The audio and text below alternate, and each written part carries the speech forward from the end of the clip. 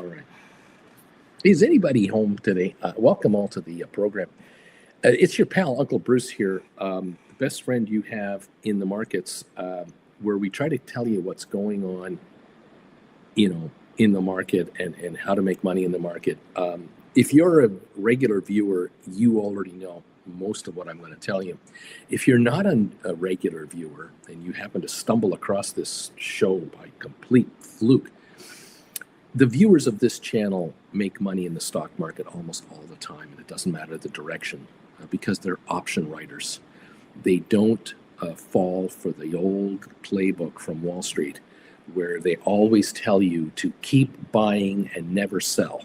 Or if you're going to sell this stock, it's because you're buying this stock instead by doing a rotational trade. Wall Street never tells you to take your money off the table. I dare you to find any time the stock market ever told you from Wall Street to take your money out of the market. It never happened. It will never happen.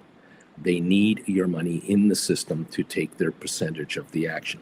Bookies at the racetrack in London and England, they're individual guys standing there and giving you bets.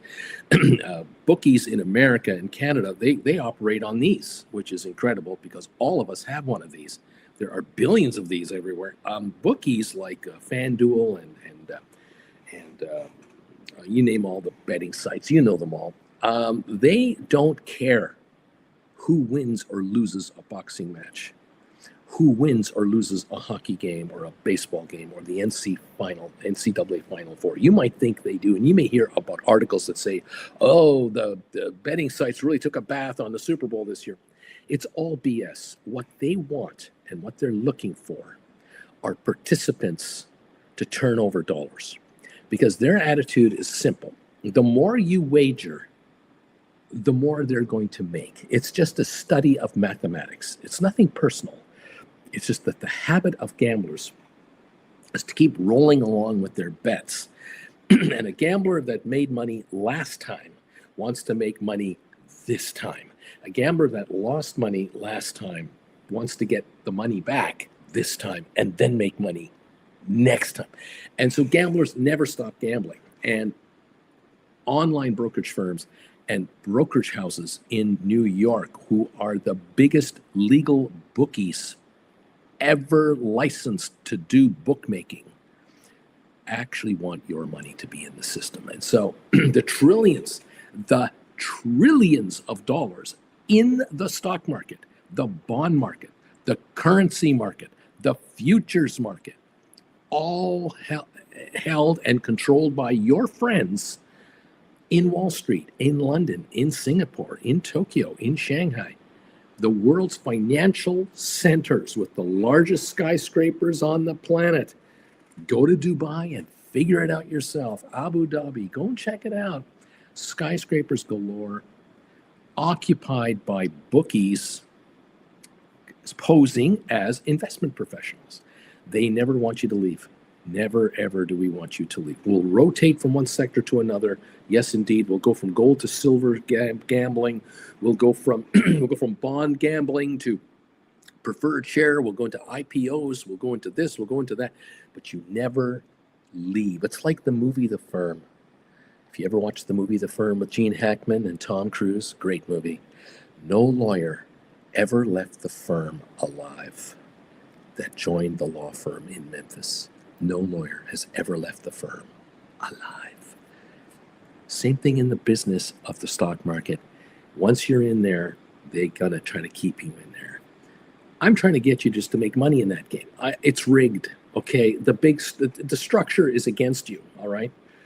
I'm just trying to help you make money in this rigged game, because the most successful market people there are on the planet Earth, not in New York or in Los Angeles or friends of the president. The most successful investors on the planet Earth, who are everywhere, write options. They're in the options business. They are casinos. They do it personally, or they do it through their holding companies, through their hedge fund investors. They hire people to manage their funds, and those folks write stock options. And 99% of the players of the stock market are those who are buying stock options. They're gambling on trying to win the lottery, because most people in the stock market, and I mean most numbers of people, I'm not talking about the players, I'm talking about all the players of the stock market.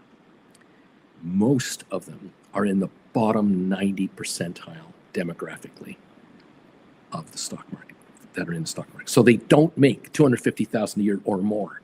Most gamblers in the stock market, individual retail investors, have $5,000, $10,000, $20,000, $50,000, $100,000. Does that sound like you? Do you have $20,000, $50,000, $100,000, and you're watching me?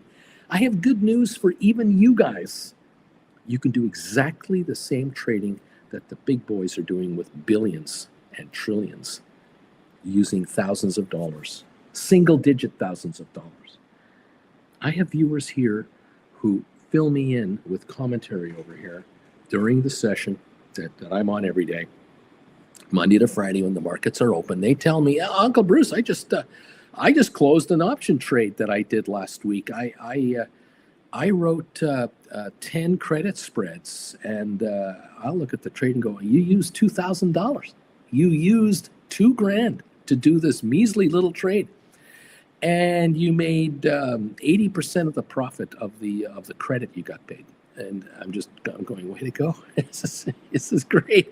This is what the big boys do in millions and billions at a time. You're doing it in hundreds of dollars at a time. And then it turns into thousands, and then it turns into tens of thousands. The viewers here also never walk away from the market, but the viewers here are writing options like the big boys are writing options. But you're just writing 1 or 2 or 5 or 10 or 20 or 30 of them. These guys are writing 500, 1,000, and 5,000 at a time. And they're doing 15 and 20 positions at the same time through software programs all over the world. It's all right.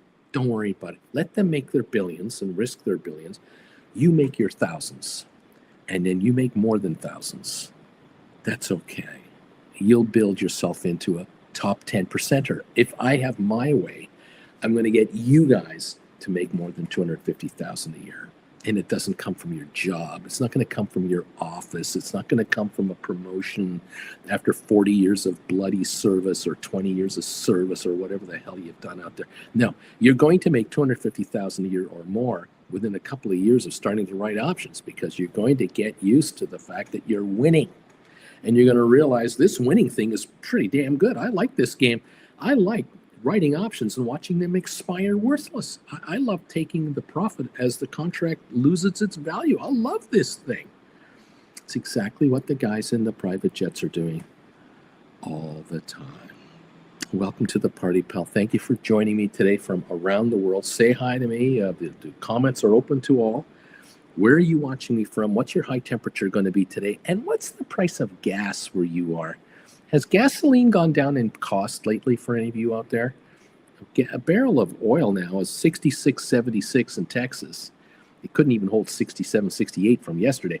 We're going into the mid-50s the way this is going. There's so much oil sloshing around the world that there is no shortage. Believe me, there is no shortage of fuel. What's gasoline doing where you are? Has it gone down nicely or not? Keep me posted.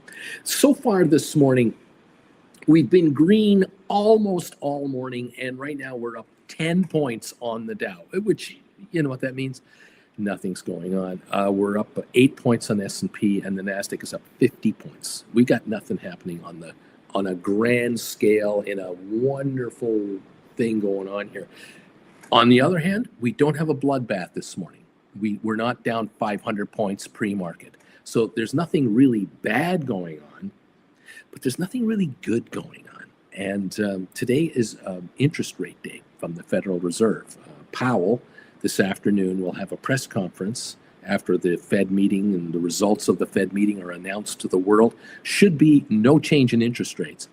And then there'll be a press conference, which will be like watching paint dry, okay, again, all the time, every time, and the market will react stupidly up and down 150 points for every word, every sentence he says. All of it is meaningless because he's not changing the interest rates, okay? It's the deal here. but you're going to have to tolerate it. You're going to have to tolerate the heebie-jeebies. You're going to have to. Wall Street just loves to build anticipation and angst and nervousness and greed, and they love it. Why? The bookies in Wall Street want you engaged in their business, and they want you turning over your money. That is the name of the game at the bookie counter. And that is what's going on in Wall Street. London, Toronto, Singapore, Sydney, Australia, Milan, Italy, Frankfurt, Germany. Name your favorite economic city, banking center, anywhere on the planet. They're all in on the same game. Just saying.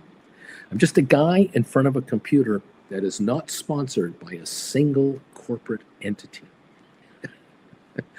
I do not get approached by legitimate entities very often. I get approached by scam artists every single day. I get junk mails.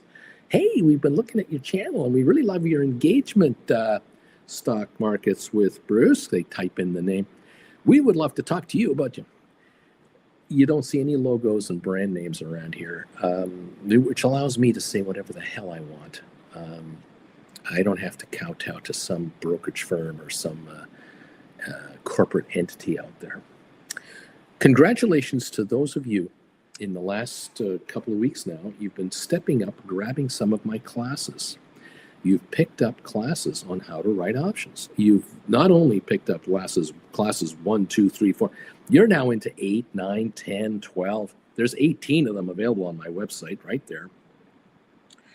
And you're now picking up classes about credit spreads. You're now figuring out, this guy, this old fart that's on the TV every day, on my TV, on my computer, on my phone. This old fart has been saying again and again and again, if you care to listen to him, that it might be a good idea to consider writing call credit spreads, along with cash secured puts, of course, to get out of the market. Write cash secured puts and do call credit spreads. For those of you with the retirement accounts and 401ks and Roths and RSPs, you're writing call options, and there's all kinds of strategies there. But a number of you are saying, Uncle Bruce, you keep telling us out here in the wilderness where we are, Uncle Bruce, that it would be a good idea to learn how to do credit spreads because it'll bring you cash flow on a consistent basis, and you can do credit spreads literally every week.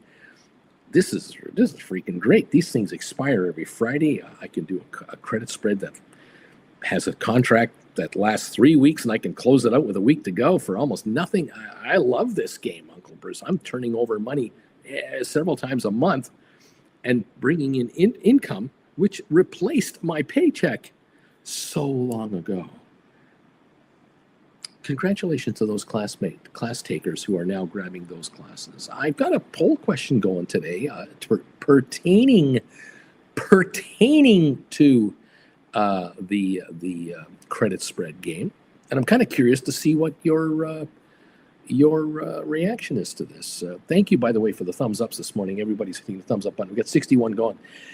89 people so far have reacted to my question of the day, and I'm really curious how this plays out as time goes by.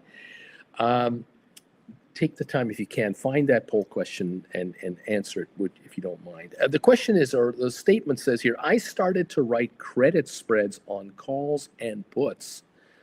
In the last month, 11% of you have said, yeah, in the last month, I started writing credit spreads, Uncle Bruce. In the last 3 months, I started writing credit spreads. 14% of you. In the last 6 months, I've been writing credit spreads now for over 6 months. 22%. And then the other one, I don't write credit spreads, Uncle Bruce, no matter what you say. 53% don't write credit spread. Hey, I understand that some of you cannot write credit spreads. You're not allowed to write credit spreads.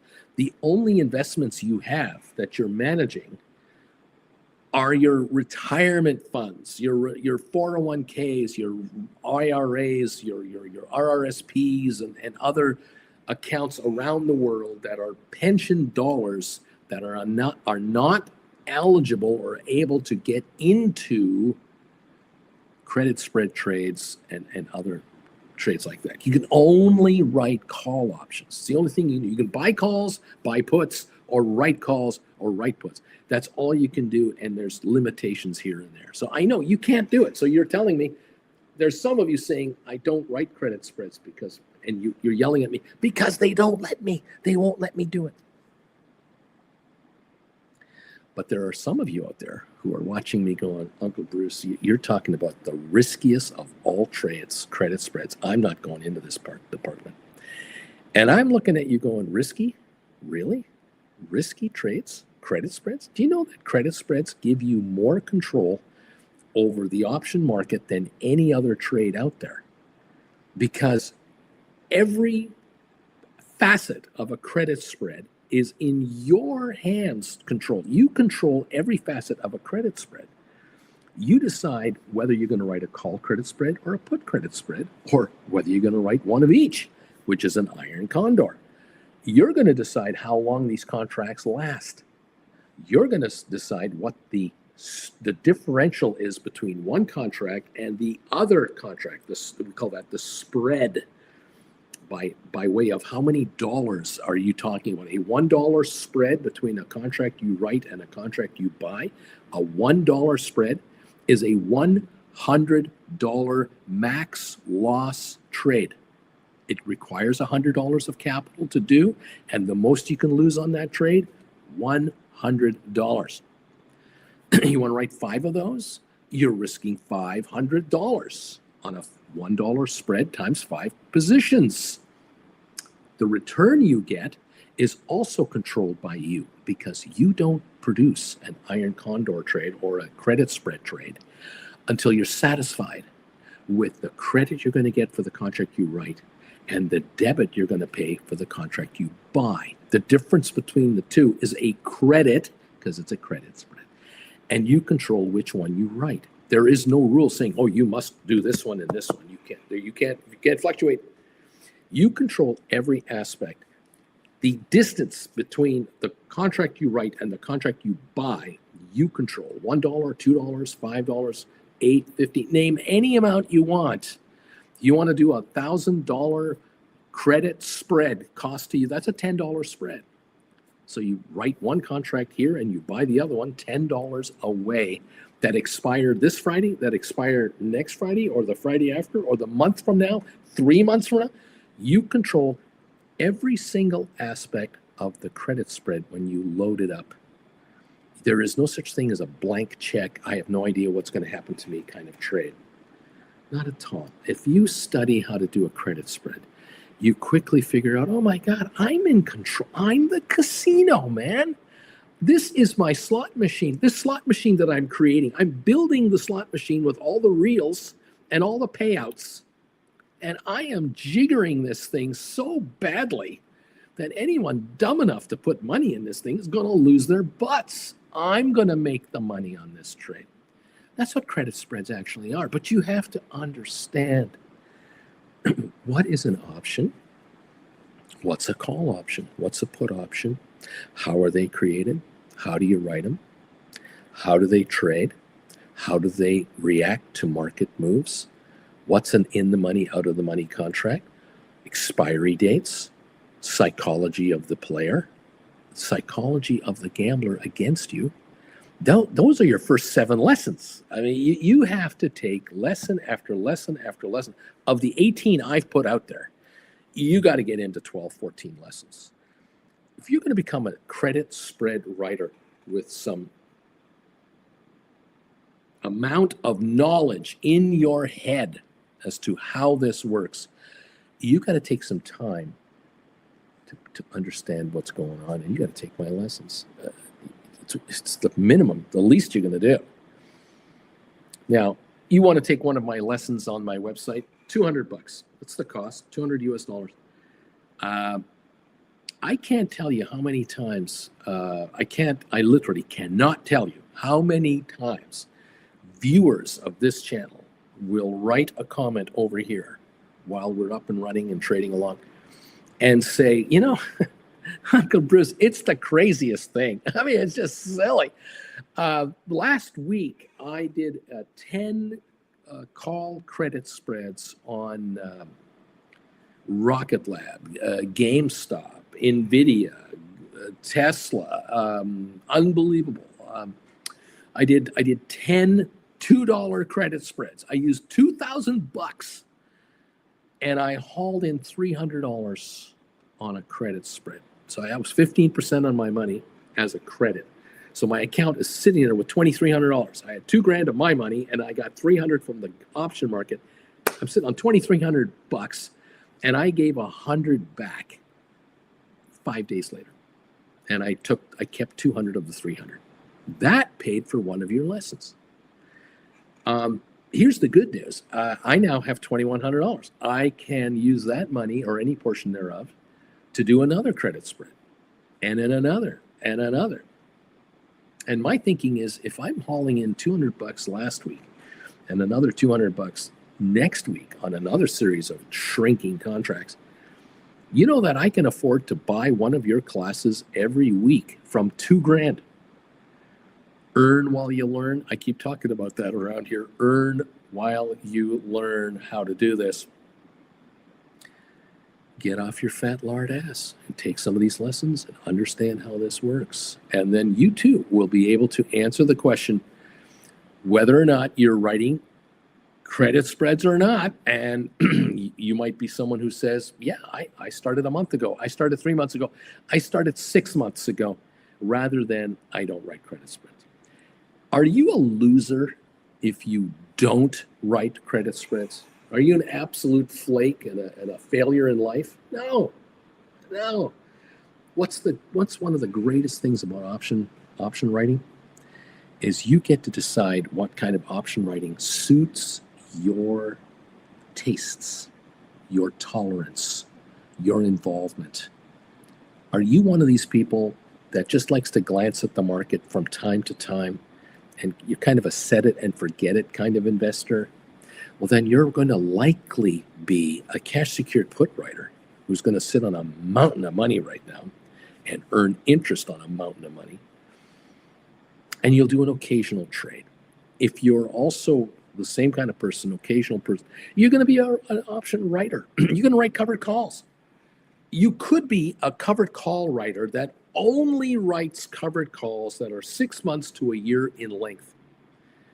If you're a more active individually, you like a little more activity and you want to be on top of the markets and you also want to kind of flex with the market a little more, you still could be a covered call writer, but you're writing 1 month calls, 3 month calls, something in that neighborhood. And if you're really interested in being in the market on a consistent basis all the time, never stops, you may well be a covered call writer. You may be a poor man covered call writer. You might be cash secured put player, or you're a credit spread writer. You figure out for yourself what works for you. You know yourself, but you're going to figure out if you hang around here a while and you take the classes that I'm bringing up to you, the 18 classes I've done for you. By the time you get to the 5th to the 8th to the 10th class, you're going to figure out, oh, yeah, what he's talking about. Oh, I'm definitely interested in doing this trading. I'm definitely interested in that. But I have to admit, I really didn't understand credit spread writing until he described it in plain English, which is what he does. And now I'm looking at this going, holy crap, I could really do well on this area. I really like the trend, following trends and following the movement of the market day to day, hour by hour. I like this game. I'm going to really check out the credit spread side of this market. It's up to you, folks. Congratulations to those of you who have stepped up in the last few weeks and you've started taking these classes that include credit spreads, butterflies, iron condors. You're looking at all the possibilities. I congratulate you. This morning, what are we worried about this morning? Remember, I'm like if you remember Mr. Grimley, you remember this guy right here in the movie The Firm? He was the bad guy. How can this guy be a bad guy? Well, he's a great actor. He's no longer with us, but my goodness, he sold oatmeal like you can't believe.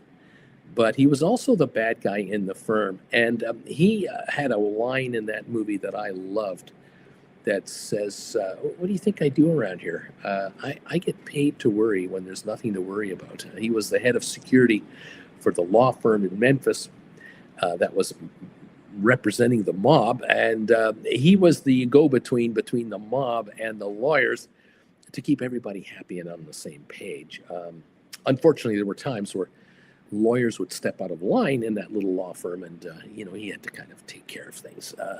But generally speaking, he got paid to worry when there was nothing to worry about. I love Grimly. My job is to also worry when there's nothing to worry about for you guys. Many of you have adopted the philosophy that I'm going to write options now, and this is my new game. This is my life.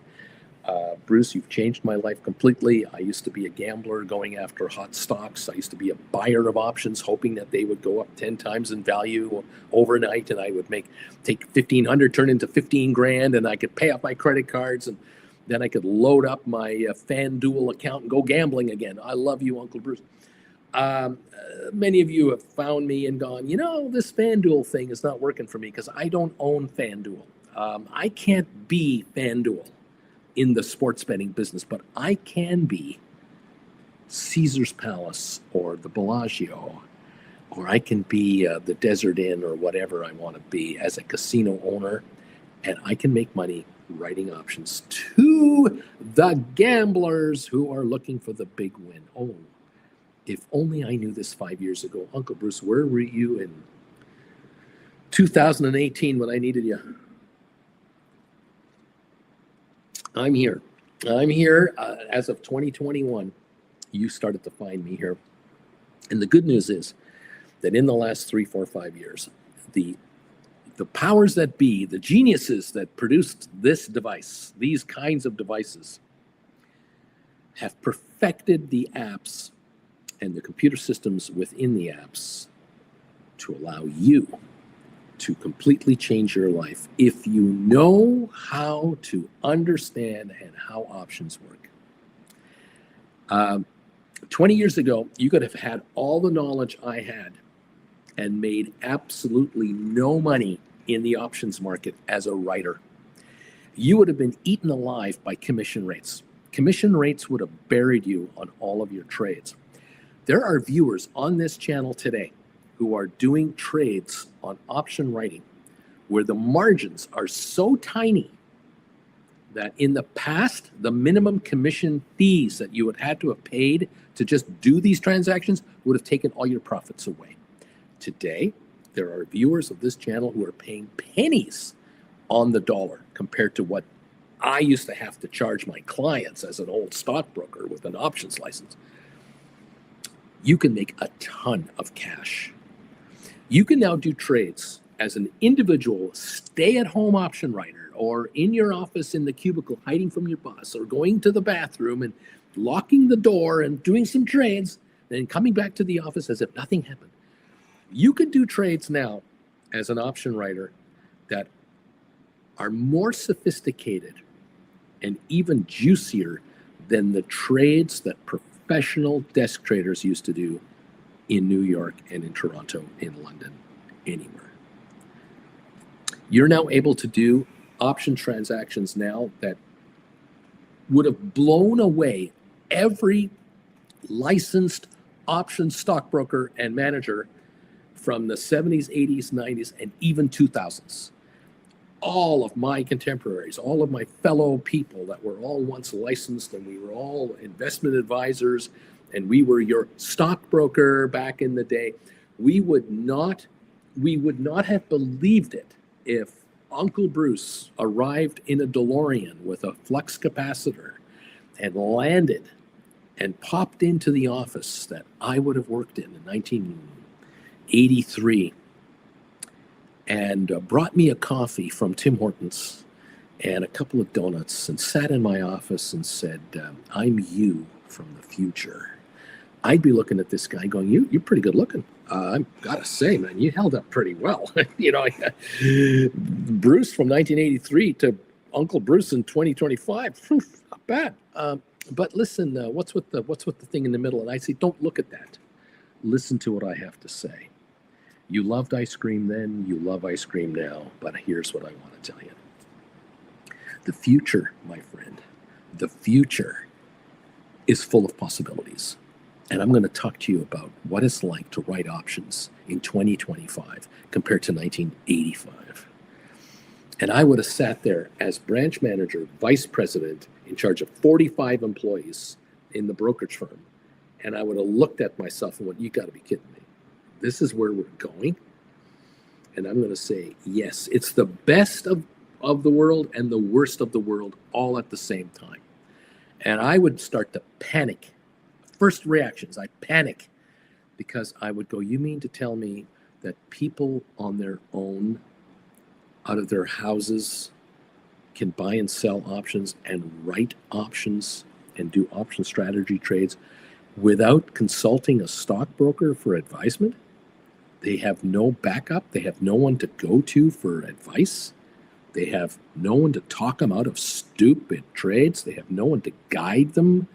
And I'd be going, yes, that's true. That is absolutely true. People are able to open an account on one of these devices, and he'd show me this and go, this is the future. All that, the computer terminal on your desk is gone. The trading systems that you're part of, gone. The $2,000 a month you're paying to offer quotes to your clients, $2,000, $1985. $2,000 a month, $1985. Gone. It's all on this. People are going to be paying $100 a month for one of these, $80 a month, and that includes the damn device. They're going to be able to do trades that you cannot do now. They're going to be able to do profits making 10 cents a contract. And I'm going, making 10 cents a contract? $10 a contract? They're going to make money? I can't. I, as a branch manager, vice president, with all of my benefits from my firm, where I can trade virtually commission-free, I can't do these trades. He said, that's right, Bruce, you can't do those trades because you don't have instant access to quotes like your friends in 2025 will have. Instant access to quotes to the penny. And they'll have AI intelligence. I'll go, what the hell is that? They say, you'll understand that later. AI intelligence software that is going to help guide them on writing contract positions and closing contract positions to score these 10-cent gains. They'll make money on 5-cent gains. They're going to make money on 3-cent returns. I'm just going to be, you got to be kidding. My trading desk in Toronto doesn't do that. The guys in New York and Chicago can't do that. The only guys who can make money on a 5-cent turnover are the floor traders on Chicago, where they're hand trading options, yelling at each other. They're the only guys who can possibly make any money doing that. And you know, and that's right. That is where this world is going. Uncle Bruce, Bruce, your name's going to be Uncle Bruce in 2025. And you know what you're going to be doing in 2025? You're going to be sitting in front of a computer. I'll go, a computer? Yeah, that box you have over there is going to look a lot different. But it's going to have a camera in it. It's going to have a camera in it? Yes, it's going to have a camera in it. And you're going to be talking to people around the world that are not your clients, because you're not going to be a stockbroker in 2025 anymore. There will be no stockbrokers in 2025 like we have now in 1985. You're going to be talking to people in 2025 on a computer through a camera, and you're going to explain to them how they can make money being option writers only. And they can be credit spread writers. They can be cash secured put option writers. And they can be call writers. And they can be poor man covered call writers, iron condors, and everything else. And I'm going to go, you got to be kidding me, man. And he's going to say, I'm going to say to myself, you're the only thing standing between them and making money, because the rest of the system is so primed against them that you're the only voice of reason that they're going to be able to find, because of all the millions and gazillions of so-called channels people can go to. There are no other channels where people can find a guy who talks options on a live basis 5 days a week for free and tell them how to write options. You will, however, have a club made up of some of the winners of your channel. They'll join your club. They will never leave you. They will stick with you through thick and thin. Because they're making money. They're going to make money with you, and then you can't kick them out. You're not going to get rid of them. You're going to offer classes, because that's the least you're going to do, is you're going to create lessons for people on how options work and what they are, and they're going to be forever grateful. And then you're going to offer the absolute service that virtually nobody offers. And what the hell is that? You're going to offer one-on-one consultations, because no one offers one-on-one consultations in 2025 unless you've got $10 million or more. You just don't qualify for a financial advisor anymore. Now, I'm exaggerating the $10 million number. I want to get your attention. I want to wake you the hell up. Stop sleeping out there. Get your coffee and wake up. Of course, if you've got $1 million, you'll probably be able to talk to someone at a bank about your investing. But do you want to talk to someone who's an options specialist somewhere in your hometown? Good luck with that. I wish you all the best of luck, because I'm convinced that across Canada, the United States, England, Germany, France, Italy, any G20 country, you are never going to find an option specialist that will give you the time of day unless you've got a serious account that you're opening with them. Because the top option writers around the world are not at banking firms. They're not at brokerage companies. Where do you think the top option writers reside at? Who do they work for? If they work for anybody, who do they work for? Hedge funds. They work for mutual funds, ETFs. They work for the largest institutional entities on the planet. That's who they work for. They don't talk to clients.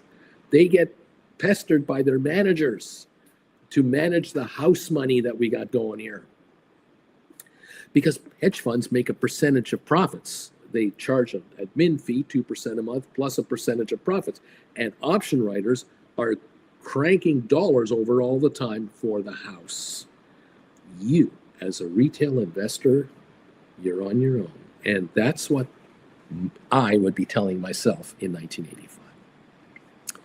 I'd be going, wow, that's kind of crazy. And I'd say, well, let me ask you one more question. It's 1985, okay? And we've had a president in the United States since 1976, 77, or was it 1980? And since 1980, we had a guy in the White House that used to be a movie actor. It's the craziest thing. Let me ask you this. In 2025, will there still be actors in the White House running the country, or will America have figured it out that you don't hire Hollywood stars to run as the president of the United States? You don't go that stupid. You hire career professional, highly educated, really, decent people to become the president of the United States. Like FDR and Truman, who couldn't be bought, and Eisenhower, who won the war. And does America kind of go that direction? And I would say to myself, I can't talk to you about that. You're going to have to wait and find out for yourself. But when you get there, you'll understand it all. Oh my goodness. Okay, well, I'll do what I can. Welcome all to the party. How you doing? Thank you for joining me today. 192 of you are here. The chicken tax. What's with this chicken tax? Why can't we get rid of this tariff from 1965? A tariff was signed into law by President Johnson to pressure the Europeans, and that's not true, to pressure the West Germans, mostly true, and to punish Volkswagen against importing light trucks and pickup trucks into the United States. They punished them because American farmers who were growing chickens more than Americans could possibly eat in 1965 could not import chickens into Europe as easily as before. The Europeans had a simple reason. You're feeding your chickens antibodies. You're feeding them chemicals. that we're not going to allow into our digestive tracts here in Europe. We don't want that garbage of yours. If you would have free range chickens that weren't full of all these chemicals, we'd be more interested. The President Johnson was approached by the farmers of America to say, you know, we won the war for those bastards. The least they could do is eat our chicken fingers. The next meeting Johnson had, guys were waiting in the lobby to meet President Johnson, said, oh, could we get 5 minutes of your time? we understand you wish to support the farmers of America, but how about this? Why don't you support the farmers of America and at the same time support the big three automakers here in Detroit, where we have lots of votes that vote senators in and out of office between Michigan, Ohio, Wisconsin, Indiana, New York, Pennsylvania, all those states up there where all these auto workers make parts and assemble vehicles. We're talking 10 states. That's 20 senators, okay, out of the 100 senators in the Senate. And all those Congress people, why don't you show them the love too?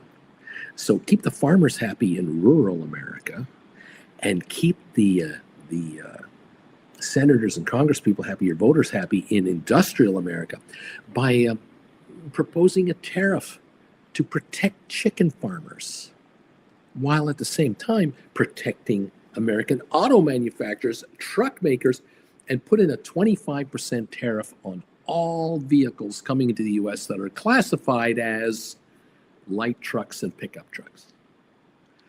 That way, the big three can continue to make those El Caminos, and we can make those pickups, the F-150, and we can produce the vans. And, you know, Joe the painter will have a van made by GMC. And, the farmer Jones out in Colorado will be putting hay bales in the back of his GMC truck. And, the president went, well, this is a good temporary measure. If I can get the Europeans to drop the chicken tax because I won't let Volkswagen bring in their Volkswagen bus that's been converted into a pickup truck, this is a good temporary measure. Let's just do that. And the next president can quietly make that tariff go away. Who was the next president of the United States after Lyndon Baines Johnson? Richard Nixon. Richard Milhouse Nixon was your next president. Did he get rid of the chicken tax? After all, the Europeans, within 6 months of the chicken tax tariff, immediately eliminated the chicken tariff back in Europe. They modified and made deals with the farmers to not put in all those chemicals to chickens, and they worked it out. But that 25% tariff never went away on light trucks. And Ford and GMC and Ram, Chrysler, Plymouth, and anyone else in America making pickup trucks, they figured something out. They went, this is great. This is freaking great. We can put a pickup truck on a dealer lot, an F-150, and charge $6,000 for the truck, and the buyer has nowhere else to go. It's $6,000 at the GMC dealer. It's $6,000 at the Chrysler dealer. And there's no competition against us on making our pickup trucks and our vans, all these light trucks. This is great. Every city that needs a truck for its garbage truck, trucks to clear snow, trucks for construction, the paving crew guys. How many billions, gazillions, gazillions of trucks are needed in America and Canada to just do regular, boring old stuff? All those vehicles were made in America by Americans at prices that had no competition to knock it off. In the meantime, college kids in the United States were buying the Volkswagen Beetle to get around. Then they started buying the Honda Civic, the Toyota Corolla, the Camry, the Nissan B210, all the small cars came into the United States because there was no chicken tax on those. And guess what happened? General Motors and Ford and GM and Chrysler, what did they start producing? The Chevy Nova with a 6-cylinder or an 8-cylinder engine. The Ford Granada with a 6-cylinder or an 8-cylinder engine. They tried the Pinto. They got rid of that. They brought out 6 and 8-cylinder engine mid-size cars, and they abandoned the microcar. They walked away from it because they couldn't compete. A college student in Princeton, in Harvard, in Berkeley, or wherever they were going to college, you could buy a Toyota Corolla and you couldn't kill the damn thing. You couldn't break it. The Volkswagen, you could repair it and repair it and repair it. You couldn't break a Volkswagen. And so the loyalty that built up to import brands by the youth of America, the children of the war generation, abandoned the United States by not buying American. Because why would I buy an Impala and get 12 miles to the freaking gallon when I can buy a Volkswagen? And I can get it with a sunroof. These Volksies come with sunroofs. I'm getting 30 miles to the gallon. What, am I, an idiot? Let's go to Woodstock in a Volkswagen.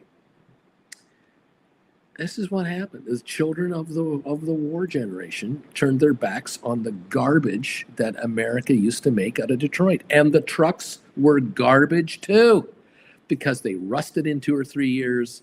They had poor quality. They looked like crap. There was no competition. There was no urge to produce a better truck. And the prices just kept going up and up and up and up. Car companies aren't stupid. They're here to make money, not friends, okay? You're not a friend of Ford, all right? They need you, but they don't love you. They're going to take your dough. And today, go to your local Ford dealer, go to a GMC dealer, go to a Ram dealer, and price out the cost of a pickup truck. You wouldn't be caught dead, most of you, without having an extended cab truck, because that's the way of America. You got to have an extended truck. You can't just have a cab in the front. You got to have a short box in the back with an extended cab, and you got to have leather interior and climate control and air ride suspension, and you got to have it all. Everything from the 60s and the 70s and the 80s and the 90s, all that technology is in these trucks to this very day. And have you checked the retail price of a truck lately? Have you thought about how much a truck costs now? Have you seen some of the payments that are being offered on a pickup truck? You might find a special in the newspaper, if there's such a thing as a newspaper. You might find a special banner ad on your computer telling you can get a truck for $4.99 a month. That truck, there's one in stock in every city. No dealer has 20 of these. The trucks that your Ford dealer has and your GM dealer and Chrysler dealer are loaded up to the max. And those are $1,000 a month, $1,200 a month trucks and up. They're higher than that.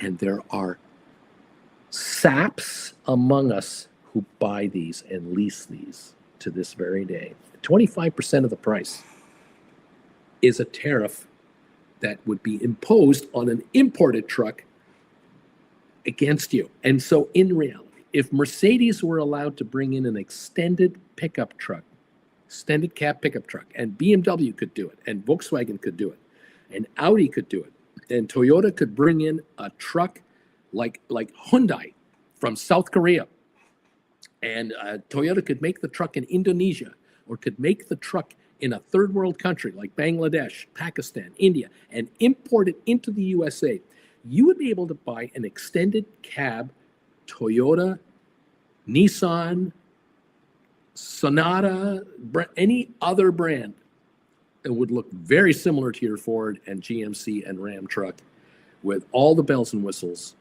for $35,000, $40,000, because profits in trucks are ridiculous. Ford stopped making sedans 10 years ago. The last car Ford made was a Taurus.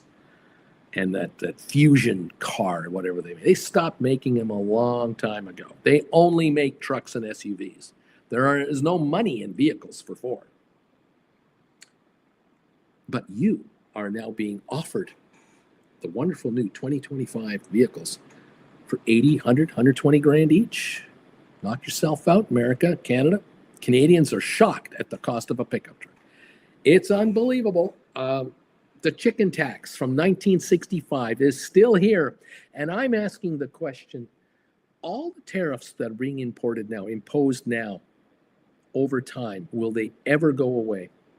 How is it possible that we can get rid of a tariff? The automotive industry will say right now to any president that is thinking about getting rid of the chicken tax, you can't get rid of the chicken tax. And Trump will say, why not? And Trump's successor will say, why not? And the successor to the successor will say, why can't I get rid of the 1965 chicken tax? And the automotive manufacturers will say, because you will bring in competition so cheap that we'll have to close our truck making plants in Kentucky. All the votes from Kentucky are gone for the red states. All the Tennessee votes, the North Carolina votes, the Michigan votes. The union guys will vote for the other guys if you get rid of the chicken tax, because the plants will have to shut down. We can't make a pickup truck at half price. We just can't do it. So you have to keep the tariff in place to keep those places going, which keeps the votes coming in every 2 years, every 4 years, and every 6 years, depending on who you are, what office you're running for. So today's tariffs, if today's tariffs are designed to create factories in America to make America great again, what are the odds of all the tariffs that are in place right now, 25% to 50%, soon to be 200% tariffs on certain goods, theoretically, how many of them are going to be removed once the factories go up to make products in America? I don't know of a businessman stupid enough to build a factory in the United States right now. I can't imagine any businessman opening a factory unless the government subsidizes it. That I can see. I can certainly see the land being tax-free for the next 10 years. I can see 100% write-off in the first year or two of all construction costs, which means massive tax savings. I can see all of these tariff guarantees and all that stuff. But the reality is, if you're going to make sweatshirts and T-shirts, and you're going to make pens, and you're going to make tweezers, and you're going to make, I don't know, dental tools like this, any product in America again, you have to keep the tariffs in place to keep the foreign competition out, because there's no dang way an American factory can make this pen for the same price that you can make this pen in India for, or Pakistan, or Bangladesh, or Zaire, or Ghana, or Egypt, or, I mean, name off 100 countries off the top of your head where it's the third world. This can be made for a nickel, maybe, or less. No American factory can make this for under 25 cents in volume. There's no damn way. And this is a version of a pen. How many billions of versions of pens are there? There's no way that the tariffs will go away, which means Americans are guaranteed to have a higher cost of living for everything they want from now on. And the only way to combat it, theoretically, is to build a factory in the U.S. and get the tax breaks from the government. Remember, the government is offering tax breaks if you build a factory. It's subsidized, okay? How's it subsidized? Tariffs. Who pays all this stuff? You do. You pay. You're the buyer. You're the American. You're the buyer.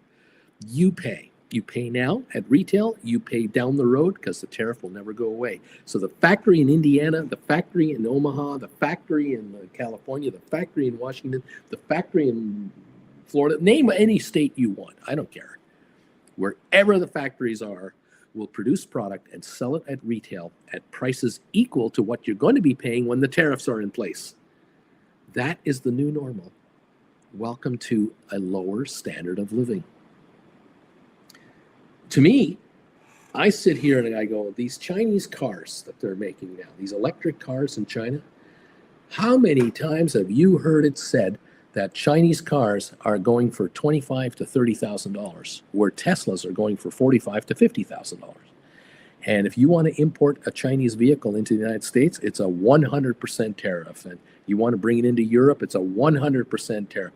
The Western world will not allow Chinese cars into their countries straight in. Why don't we work something else out? Why is it that our leaders, our political leaders in our countries, all of our countries, why don't we work a deal the opposite? Why don't we do the George Costanza method? Why don't we offer the Chinese the opportunity to bring vehicles in, but give them incentive to build factories in the United States and Canada and Britain and Germany and France and co-produce the vehicle in our local market with our labor force, and we'll be able to buy these cars for $25,000, $30,000 each, which eliminates the need for all of us in the Western world to borrow 50, 60, 70 grand for a car loan. And now we only need to borrow $30,000, $35,000 for a car loan. To me, for a middle-class person, this makes a lot of sense. And if you can charge an electric car from China in 5 minutes, that's how fast these new charging systems are becoming. Tesla will have it. They'll all have it. Why do you need gasoline? I mean, gasoline, you stand at the pump for 5 minutes. Here, you plug the car in for 5 minutes. This makes a lot of sense to me.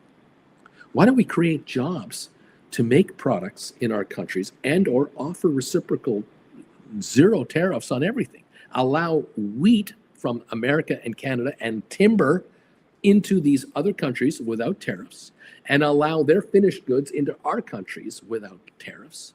And all of us have a lower cost of living. I mean, China and Japan and South Korea and Indonesia, the Philippines, Vietnam, Brazil, Argentina, everyone has a lower cost of living. Why aren't we spending money, talent, and brain power on that rather than trying to build a brand new missile system and a brand new nuclear system to wipe out civilizations? Why are we spending gazillions of dollars on jet fighters when a drone can do the job for $1,000? Why don't we just create a trade environment where we employ more people than can be possibly employed so that we all have enough money to eat and not worry about killing each other? But then again, I'm an old guy, and what do I know? Politicians need to get elected on fear.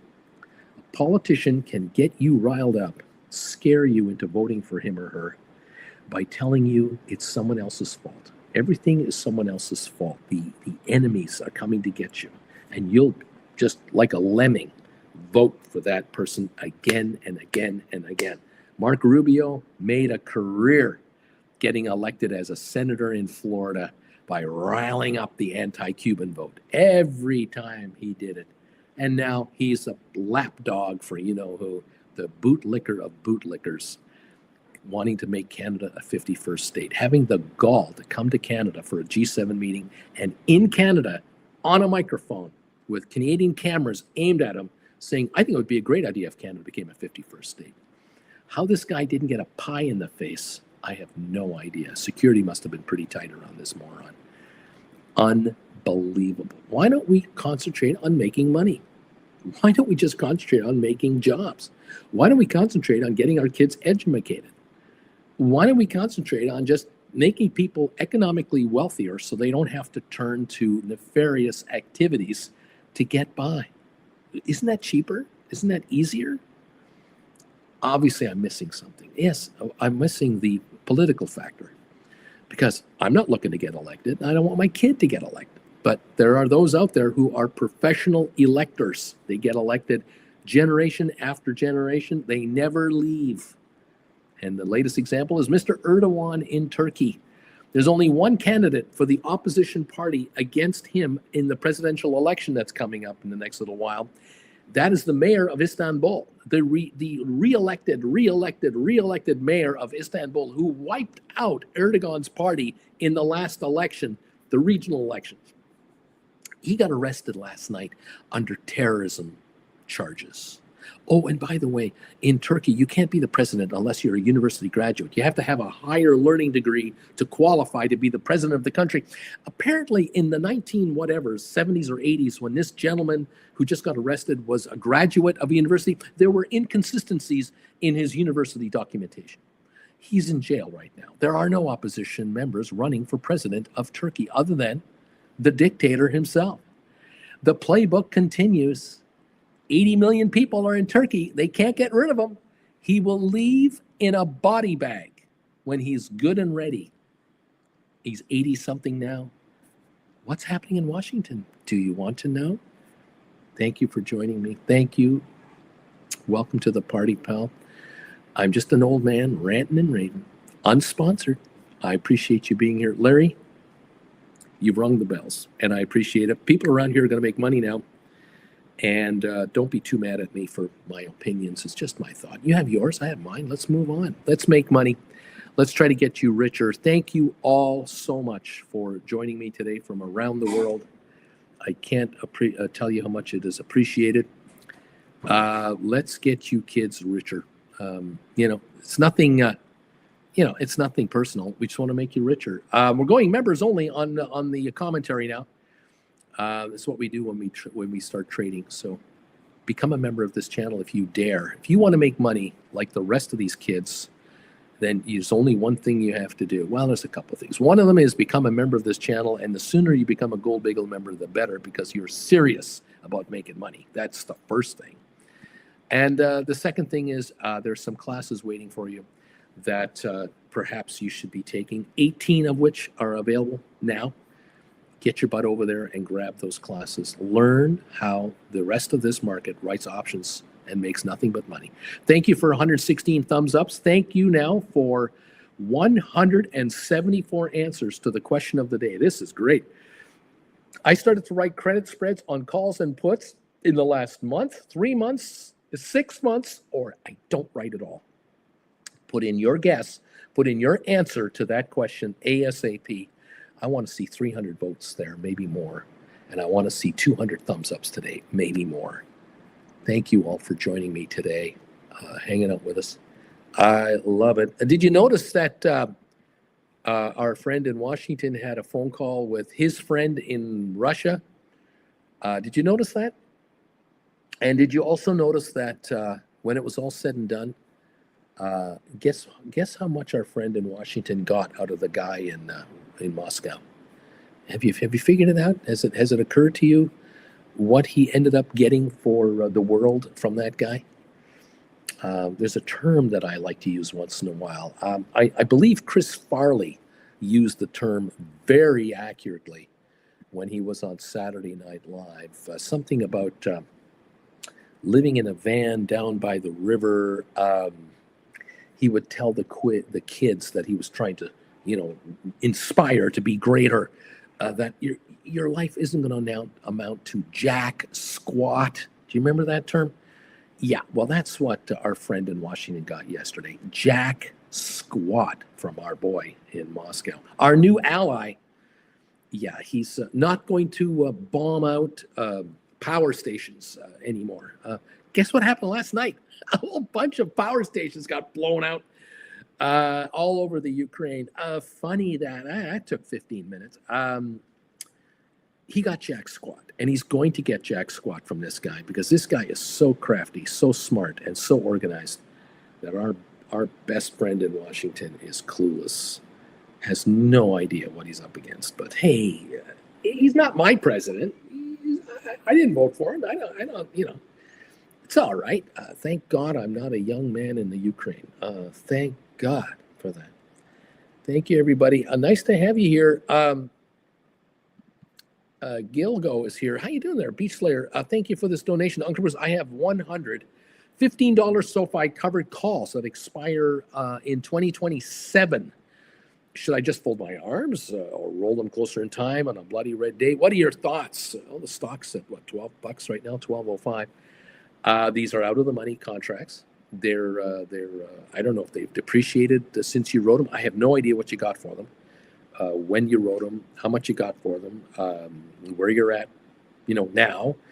So I can't tell you what to do on your trade. But in theory, just theoretically, if you wrote these when the stock was higher, they've depreciated. Stock's depreciated, right? But if you wrote these when your stock was $10 and you wrote the 15s, and now the stock is at 12, the stock's higher than where you wrote them at. Are the contracts at the same price or a little higher? I have no idea how you're doing on this trade. You'll have to let me know. Could you roll these? Oh, sure. I mean, you can roll 10, 20, 50, 60, all of them anytime you want, anywhere you want. Are you long 10,000 shares?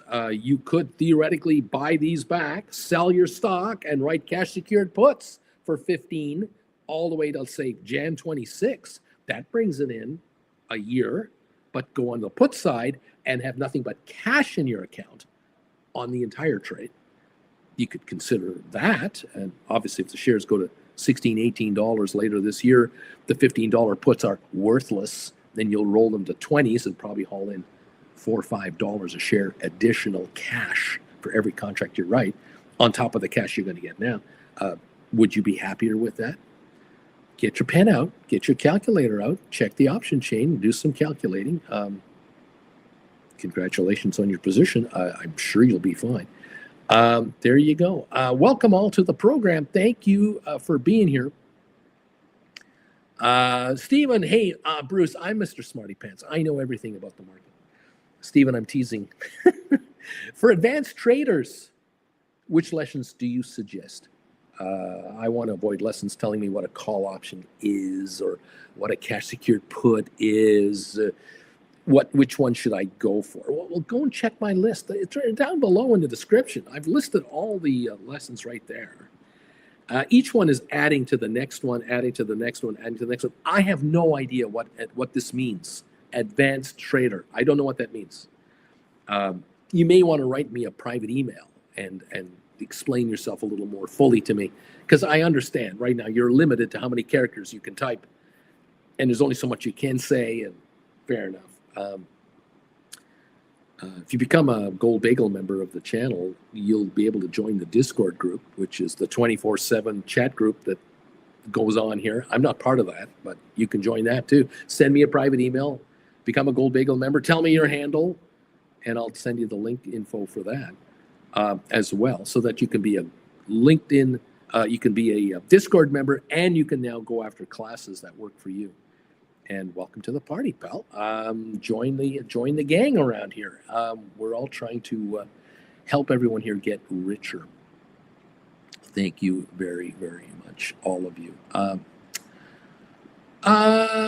What else can I tell you? Thank you so much for joining me. Sorry, guys, if I bored you this morning with my you-know-what. But anyway, I appreciate you all being here, and thank you for being part of the gang here. I think we're going to have a wonderful couple of weeks and months coming up on SoFi shares. We're coming up now to the end of the first quarter. It's the 19th of March today, Wednesday, 2025. We have 12 days to go, and the end of the quarter is upon us. And with the end of the quarter, we're going to see the speculation begin regarding the first quarter financials.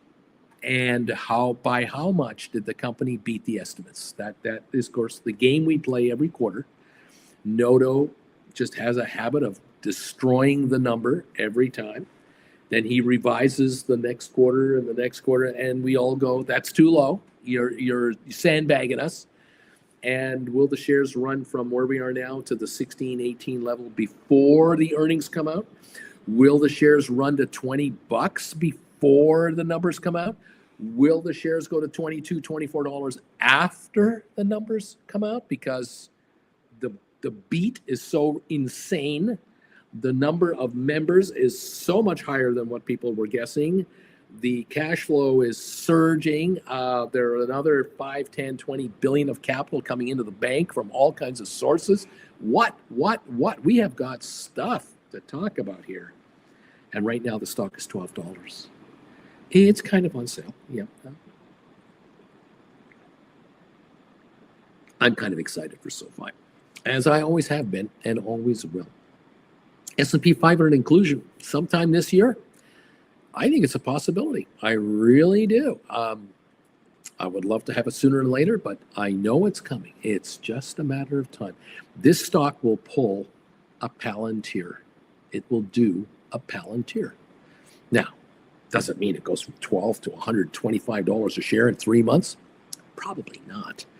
But it certainly has an opportunity to take a run here, a serious run. Is that serious run 30 to 50 bucks? I can see that. I can certainly see that within 6 months of inclusion in the S&P 500. But in the meantime, writing cash secured puts on SoFi is not a bad idea. 15s, 17s, 20s, 25s, whatever you're doing. Fold your arms. Enjoy the lessons. Keep getting smarter on how to do this. And let's go from there. We're up 120 on the Dow. It would appear. It looks like we're up 120 on the Dow. SoFi's up about 9 cents now, 12.04 or so. ASTS unchanged. Rocket Lab up 15 cents. GameStop up about 8. AI up 31. Supermicro up 63 cents. The NVIDIA shares this morning are up $1.10. Tesla up 8.20. A little bounce back there.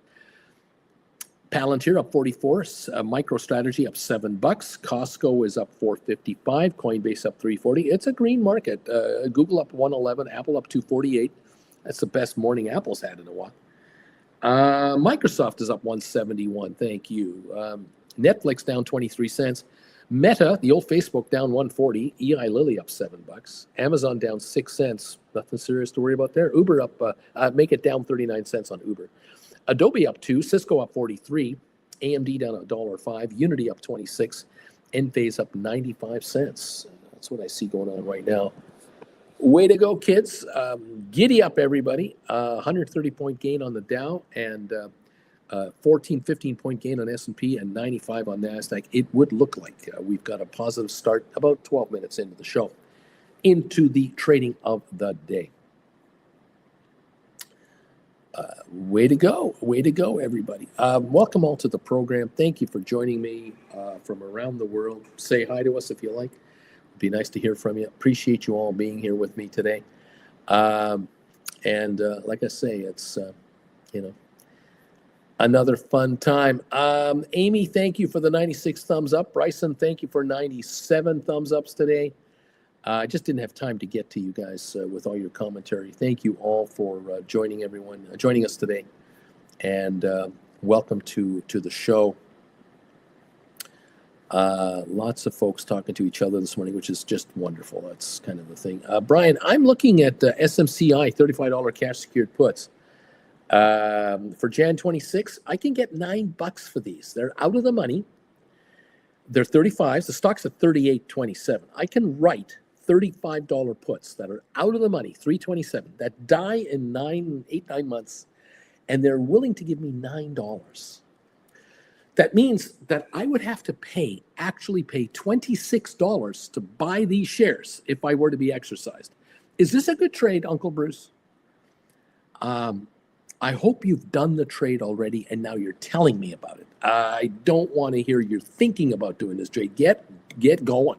Anyone out there, you want to take easy money off the table, here's a trade. Yes, out of the money contracts for that kind of premium. My God, put up 3,500 and get 900 returned to you instantaneously. You're now sitting on 4,400 cash. Earn some interest on this money. Thank you very much. Yes, if you can get money on all that cash, or you can get interest on just the premium, it's a win. It's a win. It's a win. GameStop, $20 cash secured puts. Look at those. Look at 21s, 22s, 23s.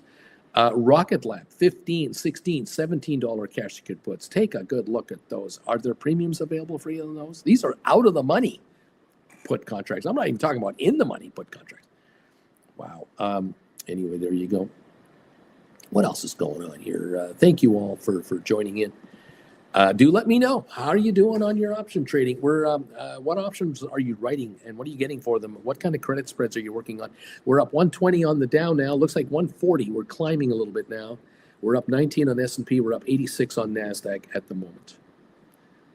Giddy up, everybody. Welcome to the program. A headline in Barron's: even rich people are starting to get nervous about the Trump economy. No kidding, Sherlock.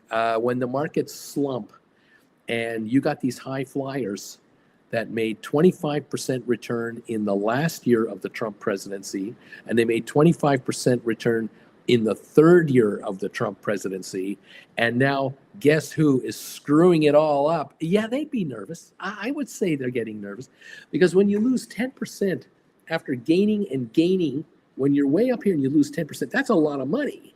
If you're losing 10% from down here, it's not as expensive as if you're losing 10% from up there. And the very wealthy, some of them are wealthy, but they're also heavily leveraged.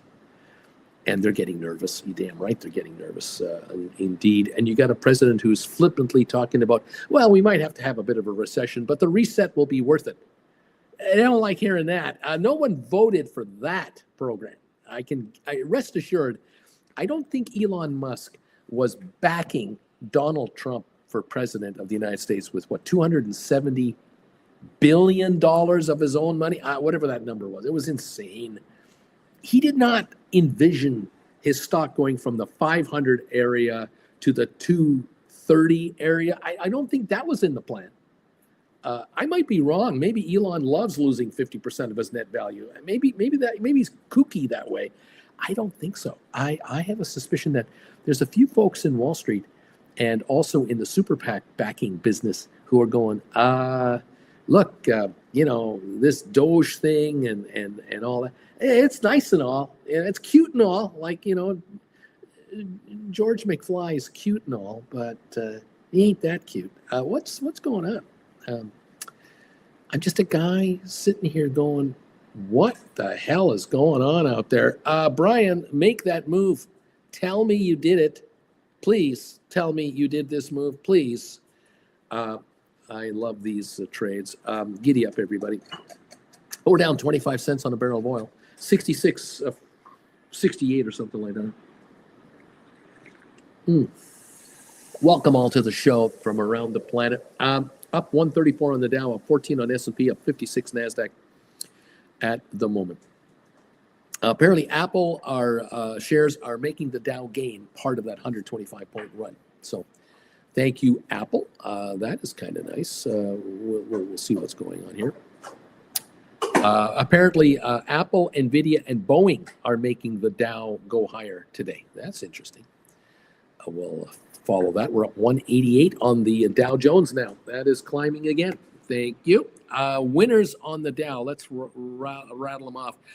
Boeing, Apple, JP Morgan, Honeywell, NVIDIA, Chevron, McDonald's, Cisco, Visa, Walmart, Walt Disney, Microsoft, American Express, 3M, Home Depot, Caterpillar, Merck and Company, International Business Machines, something called IBM, Salesforce Inc., Amazon, Procter & Gamble, Verizon actually are all gaining today. Losers, Amgen, Coca-Cola, Sherwin-Williams, Nike, Johnson & Johnson, United Health Group, Goldman Sachs, Travelers. They're the losers.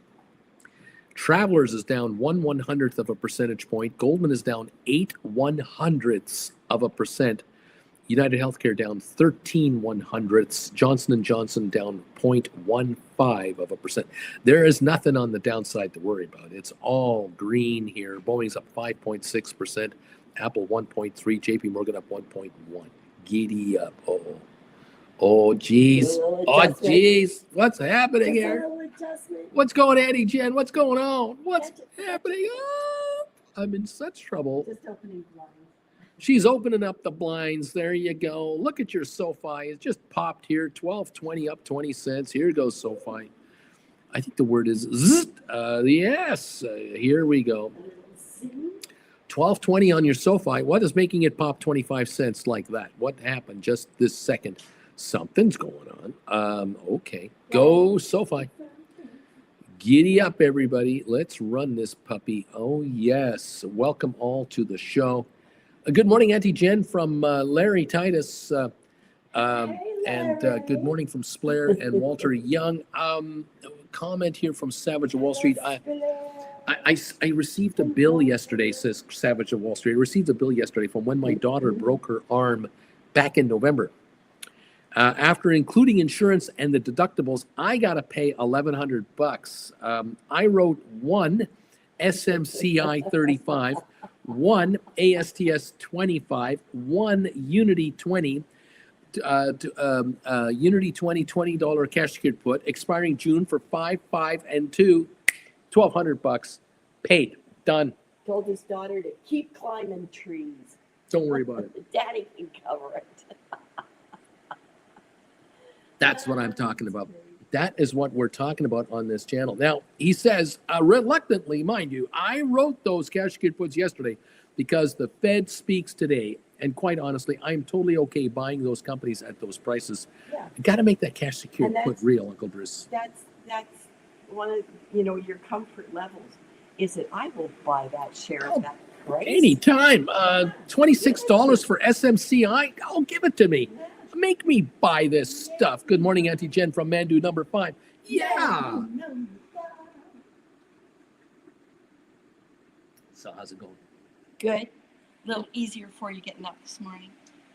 Yeah, I woke up at 2, had to relieve myself, and then came back to bed and woke up at 3:30, and here we are. Yeah. Yeah. Yeah. It was good. There we go. I finally got that done. So we're happy to be here, and SoFi now back to 12. Ran to 12.25 like that, and now it's back to 12. I don't know what's going on. Somebody said something. I think we're 12.23 actually on SoFi. Actually, we're still up here. Let me refresh my big ass iPad didn't refresh. 12.24 on SoFi. This is the high of the morning. Somebody said something. I don't know what. It's going straight up. What is going on at what's going on? 19 hours ago, SoFi up 10% as it seals a $5 billion deal with Blue Owl. Well, we know that from last week, so that's not new. What happened? What's going on with SoFi? 12.24, up 29 cents, like that. Did you guys say something? What's going on here? Who did it? Mandu number 5, great work, Savage. Always inspired by your moves. Savage of Wall Street. I just heard someone did almost the same trade. And I have to say, that is quite a smart person. It's almost as if we had something in common. Good morning, Auntie Jen from Savage of Wall Street. Good morning. Good morning, Savage. Welcome all to the show, the program. We're up 25 on Rocket Lab. We're up 17 cents on GameStop, up 28 on AI, and SMCI up $1.28. There you go. You have enough going on Yeah. when your kid is hurt. Yeah. And you have to go to the hospital. Yeah. Because your kid is hurt. Yes. Not having to worry about money. Priceless. Priceless. Absolutely priceless. You can just put all of your caring and your worry into that little broken arm. There you go. Austin, I scored some ULTA call credit spreads yesterday. 355.60 expiring April 17.25. I got $1.90 for them. And I'm now folding my arms. The stock's in that 341 range. There you go. Stock's way down here. You're writing puts way up, calls way up here, and you're doing this now. You're folding your arms and going, okay, come on, yeah. It's a $5 spread, $500. It is what you needed to do it, and you got $190 cash as a credit. Your risk is $310. That's the entire risk for every one of these positions. He did a bunch of them here. Knock yourself out. Buy them back for $50. Keep 140 per. Thank you. Let's do another one. Let's do this again. 12.26 on SoFi. 12.28 on your SoFi. So it looks like your SoFi is going higher, which tells me all those cash secured puts on SoFi must be slumping a little bit right at the moment. Well, we'll keep an eye on that. We always like watching people make money around here. To break the horizon. Come on, baby. Go SoFi. Go, baby. Go, baby. Go, baby. Go. All right. Welcome to the party, pals. It's nice to have you all with us this morning. Congratulations. Austin making money on all kinds of trades. Way to go, pal. You're doing your thing. You figured this out. We've had a number of one-on-ones. He's taken the classes. He's been here for a number of years. He just graduated college last year, and Austin's going, it's only a matter of time when I'm not working for anybody. I won't be working long. I got a job, but I don't know how long I'm going to have to do it. Nice going, buddy. Lorraine, good morning, everybody. Good morning, and where is Lorraine? Where are you, Lorraine? Jen wants to A know. little traveler. Where are you? Are you in Atlanta? Are you in in Brooklyn? Are you in the Bronx? Are you in Manhattan? Where might you be today? Is she in home? Who can Alaska? I mean, she could be anywhere. Jeff Glass, Most Americans don't have that luxury, Auntie Jen. We're living in the stone ages here. Insurance premiums, co-pays, Yeah. and still an $1,100 bill. It's Yeah. crazy that Americans keep putting up with this BS, and that's what it is. Mhm. Complete BS. And the politicians that you elect keep trying to scare you and that it's the greatest system in the world. Those Canadians are saps. Yeah, sure. It's something everybody talks to us about. Oh yeah, that's one of the biggest questions we get as Canadians all the time from Americans. Well, how are you doing with your healthcare system? It must be pretty bad, huh? And we're going. And a lot of them "What are think you that talking about?" because I came here. True. I mean, Jen came down here for But I an came here for elective hips because of COVID. surgery because of COVID. She COVID. got her hip done. Made Both. Everybody 2 years later. True. Our daughter, she had a broken arm in her third year, however old she Oh, was. she was 4. Yeah. 4. We went to the sick kids hospital. They x-rayed it. Oh, yeah, it's a break. We'll put a cast on it. That's all we need. It'll heal itself. Okay, bye. And we had the cast on there and came back to 6 weeks later to have it removed and saw the doctor in the meantime to make sure everything was working out. Had another x-ray done to make sure it all worked out. And then we never got a bill. Ever. Not a dime. Zero. Well, and because we live in Boyle, Alberta, we don't pay, where the other provinces do have a month. You move to Calgary, Alberta, Canada as an American or as a Canadian from another province, and you get the health card there. After 90 days, you're automatically in the health system. 0 premiums per month. 0. Nothing. So we'd like the oil to get back over $70. Albertans pay 0 premiums for the healthcare system. Nothing. So you go to see your doctor, no charge. You go and get sent for an x-ray, no charge. You get your flu shots, no charge. You break your arm, break your leg, no charge. You can get private coverage for immediate care of an elective treatment. Yes, you can get in line at the very front and off you go. If you walk into an emergency room in Calgary with a broken arm, you're going to be treated immediately like any other emergency room in any other hospital. That day, you're going to be looked after. And there's no charge, no premiums, no deductibles, no co-pays. We go to Costco for Auntie Jen to get some medication, and it's $1.24 dispense fee for your thyroid pills or something like that.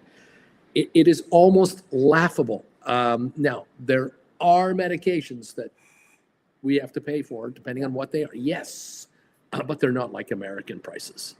Not even close. But hey, each country has its own thing, okay? And that's Canada.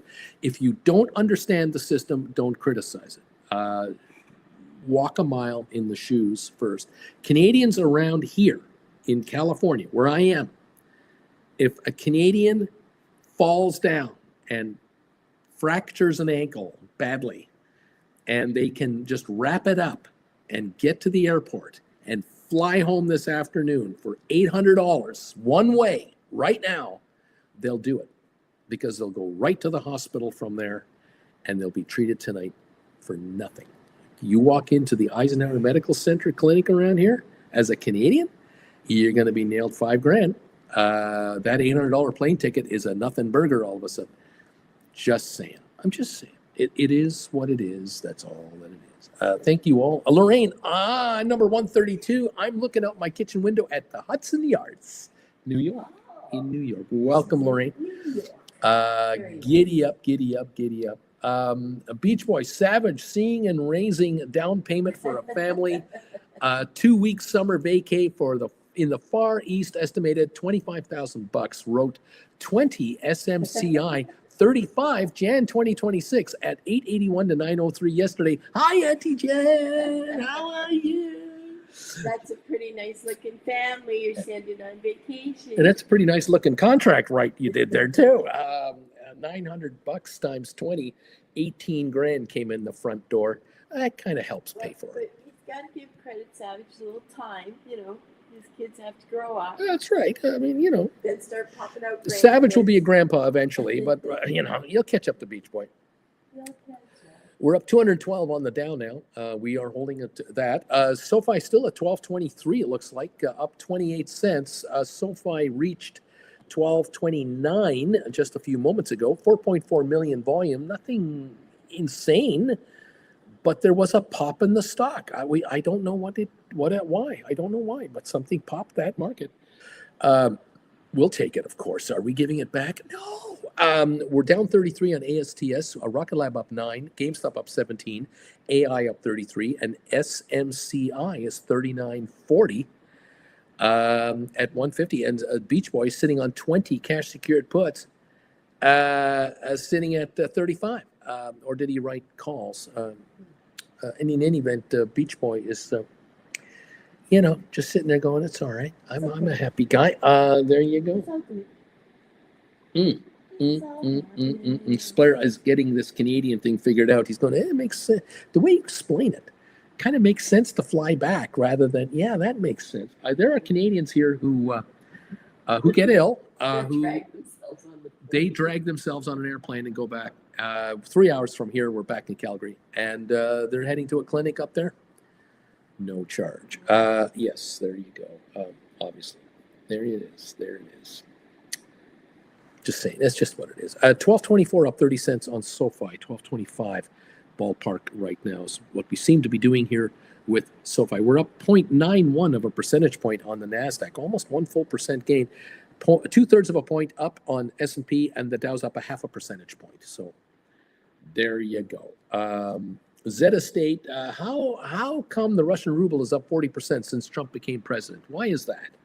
How is that? The world's theoretical 22nd largest economy in the world, I don't think it's even that large anymore. I think the Russian economy has been eviscerated, and it is basically a mob-run outfit. Just so sorry for the folks who are trapped there, can't get out. It's unbelievable. I don't know. Congratulations to any Russian getting out of Russia the last 3 years. Well done. Especially if you're able to work remotely under a nomad visa. Way to go. I mean, just stay the hell out of there. SoFi just popped again, 12.30. We just jumped again now, 12.30 a share, up 35 cents. What's going on with SoFi? Does anyone know anything? Anyone seen anything? Something's going on. We're moving up here. We were at 11.96. Now we're at 12.30 in a hurry. 12.31 now. We're going up again. Something's happening. I don't mind, though. I'm not complaining. I just want to know. Anyone can tell me. Austin, I have a coworker that had $8,000 in savings, gone after his wife needed surgery. It's gone. The $8,000 savings is gone after his wife needed surgery and his daughter broke her arm, and that is with insurance. Absolutely insane system. This story happens in America all the time, every day. It is scary. When people are in the hospital, you have like sideline expenses. Oh yeah. That we have to pay too. Well, sure. You gotta pay to park your car. Well, yeah. Pay to eat at the cafeteria because you're not going to go home and Yeah. So there's always There's sidelines. Even if you get cancer in Canada, you get cancer and you need chemo, and you need You got to take an Uber there and back. there's costs to get to the hospital and back and all. Yeah, of course. But the treatment, you're not going to get a bill for 50 grand. You're not going to get denied coverage. There's no denying of any coverage for anything, period. There's no such thing as pre-existing conditions in Canada. They don't exist. There's nothing like that up there. Being born is pre-existing. Yeah. We are horrified in Canada of what Americans go through. We're just, and same in Britain and Germany, France. They look back at the U.S. and go, why do you tolerate this stuff? Why are you voters allowing this to happen to you? You're the voters. You have the power of the ballot. The problem is there is no candidate that has the power and the will to stand up for healthcare. The last one I know, the only candidate that stood up for healthcare was back in 2016 when she said that she was going to make Medicare eligible for 50-year-olds instead of 60-year-olds. she's going to drop Medicare from 60 eligible to 50 eligible. That was a 10-year advancement for Medicare for everybody. That was the last candidate that I saw running for president that said that. No one since. No one. And of course, the criticism was unbelievable. We can't afford that. We need money to build aircraft carriers. We got to build missiles. Can't do that. We need bombers. How's your elbow? How's that broken arm going for you? There you go. A few 100,000 got out for sure in Russia, Bruce. Tom, do you guys have travel health insurance down there? We are able to get it. Yes, absolutely. We can buy through Blue Cross and through Blue Shield, and we can buy all the. There's quite a few. There's a ton available. Global healthcare. Yeah, there's all that. Vilba says they permanently immigrated to the Ukraine. Blair, I need 20%. I need 20% more to believe that something is going on, Bruce. This has got to go to 1250 before I believe it. Well, we're 1234. It's coming, buddy. Juan, small cap going, doing up some minor. I don't know what's going on. What? SoFi volume is still light, 4.9 million. There's nothing for sale. There's nothing. Right. There's very little volume, and it's running. It's up 40 now. It's up 40 cents. So 12.35. Something's being picked up here by somebody. Savage Wall Street. I think what is happening is that a few people in the know who already talked to Rugman probably saw he's being very dovish, and so here we go. Fool of a took. I think you're forgetting about Bernie Sanders too. That's true. Bernie wanted to do stuff, but he didn't run for president per se, did he? No. But look, I'm not going to split hairs here. So far, is it likely that you sell your kidney after doing surgery? 15 grand. Damn, the price is really hardcore. J-Boy, Bernie, Richard Carlin. Good morning, Auntie Jen. J-Boy, look at that GameStop. It's going to break 24. 23.90 up 60. Rocket Lab up 18. ASTS still down, but only down 13 cents. SoFi now up 42 to 12.38, up 43 cents. 12.38 a share on your SoFi. Something is going on. Percentage-wise, it's having a nice little move here. Up $1.46 on the SMCI, 39.36. NVIDIA right now is sitting at 117.88, up 245. Tesla's up 650. Palantir up 84. MSTR up 12.81. Costco up $5. Coinbase up 630. Google up 207. Apple up 568. A good day now. Avco up 89. Microsoft up 427. That's a nice move today. Intel down $1.27. Netflix up $16. Meta, the Facebook shares, up 514. EI Lilly up $12. Amazon up 139. Uber up 56. Adobe up 96. Cisco up 49. Unity up 47. Enphase up 138. Pfizer up 8. IBM up 160. HPQ up 25. Home Depot up 240. We got gains showing. Boeing is up $8.67. What? JP Morgan up to 197. Walmart up 80 cents, almost a full percent. Disney up 91 cents, almost a full percent. American Airlines up 16. DraftKings up 52 cents. AMC up 5 cents at 307. Royal Caribbean up 724, recovering some of those losses from the other day. That's what I show here at the moment. 1238 to 1240 ballpark on SoFi is kind of what we seem to be doing. 1239 just came through, so we're up about 45 cents on 5.1 million. Not a lot for sale. Shorters being squeezed in? I don't think so. We need a $2 move to scare shorters. Someone is buying up this stock. They're not getting a lot, but someone is chasing this stock in a short period of time. I don't know why. I would love to know. If anyone hears anything, let me in on it. Juan, volume is not that high, but the $14 cash secured puts are up 20%. He says, music to my ears, Uncle Bruce. I love that. Fool of a took also high, been lurking the past year or so without commenting. We've missed you, my friend. Enough to have you back here. Great to see you again. Asplair, Rocket Lab is not believing in itself. B. Tizzle, I swear my GameStop put credit spreads didn't start like this. It's shrinkage, Jerry. It's shrinkage. Splair, 1820, still hanging behind. Jeff Glass, do I dare write covered calls on my GameStop? Earnings out next week. I would not be doing that. I would not be writing calls right now on GameStop. 23.94 up 64. Earnings next week. You know they're going to post a profit. You know it. It's the Christmas quarter that they're going to reveal, plus the interest on that 4.6 billion. The question is, what will analysts say? Oh, it's still going under. No, they're never going to make it. I mean, what haven't they said that? When haven't they said that for the last 3 years? I think the stock will go higher. I think so. A fool of a took. Bernie ran for president twice, 16 and 20, and got screwed over by the DNC twice. Didn't need to go down that road though. He ran in the primaries, but he wasn't a presidential candidate. He didn't get the DNC nomination. That's what I meant. But I hear you. It's okay. I'm not arguing about Bernie. Love Bernie. Bernie's an okay guy. He's honest as the day is long.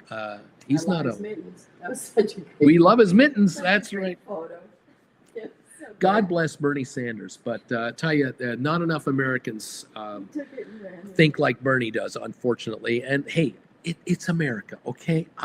America, you figure yourselves out, okay? You live with yourself.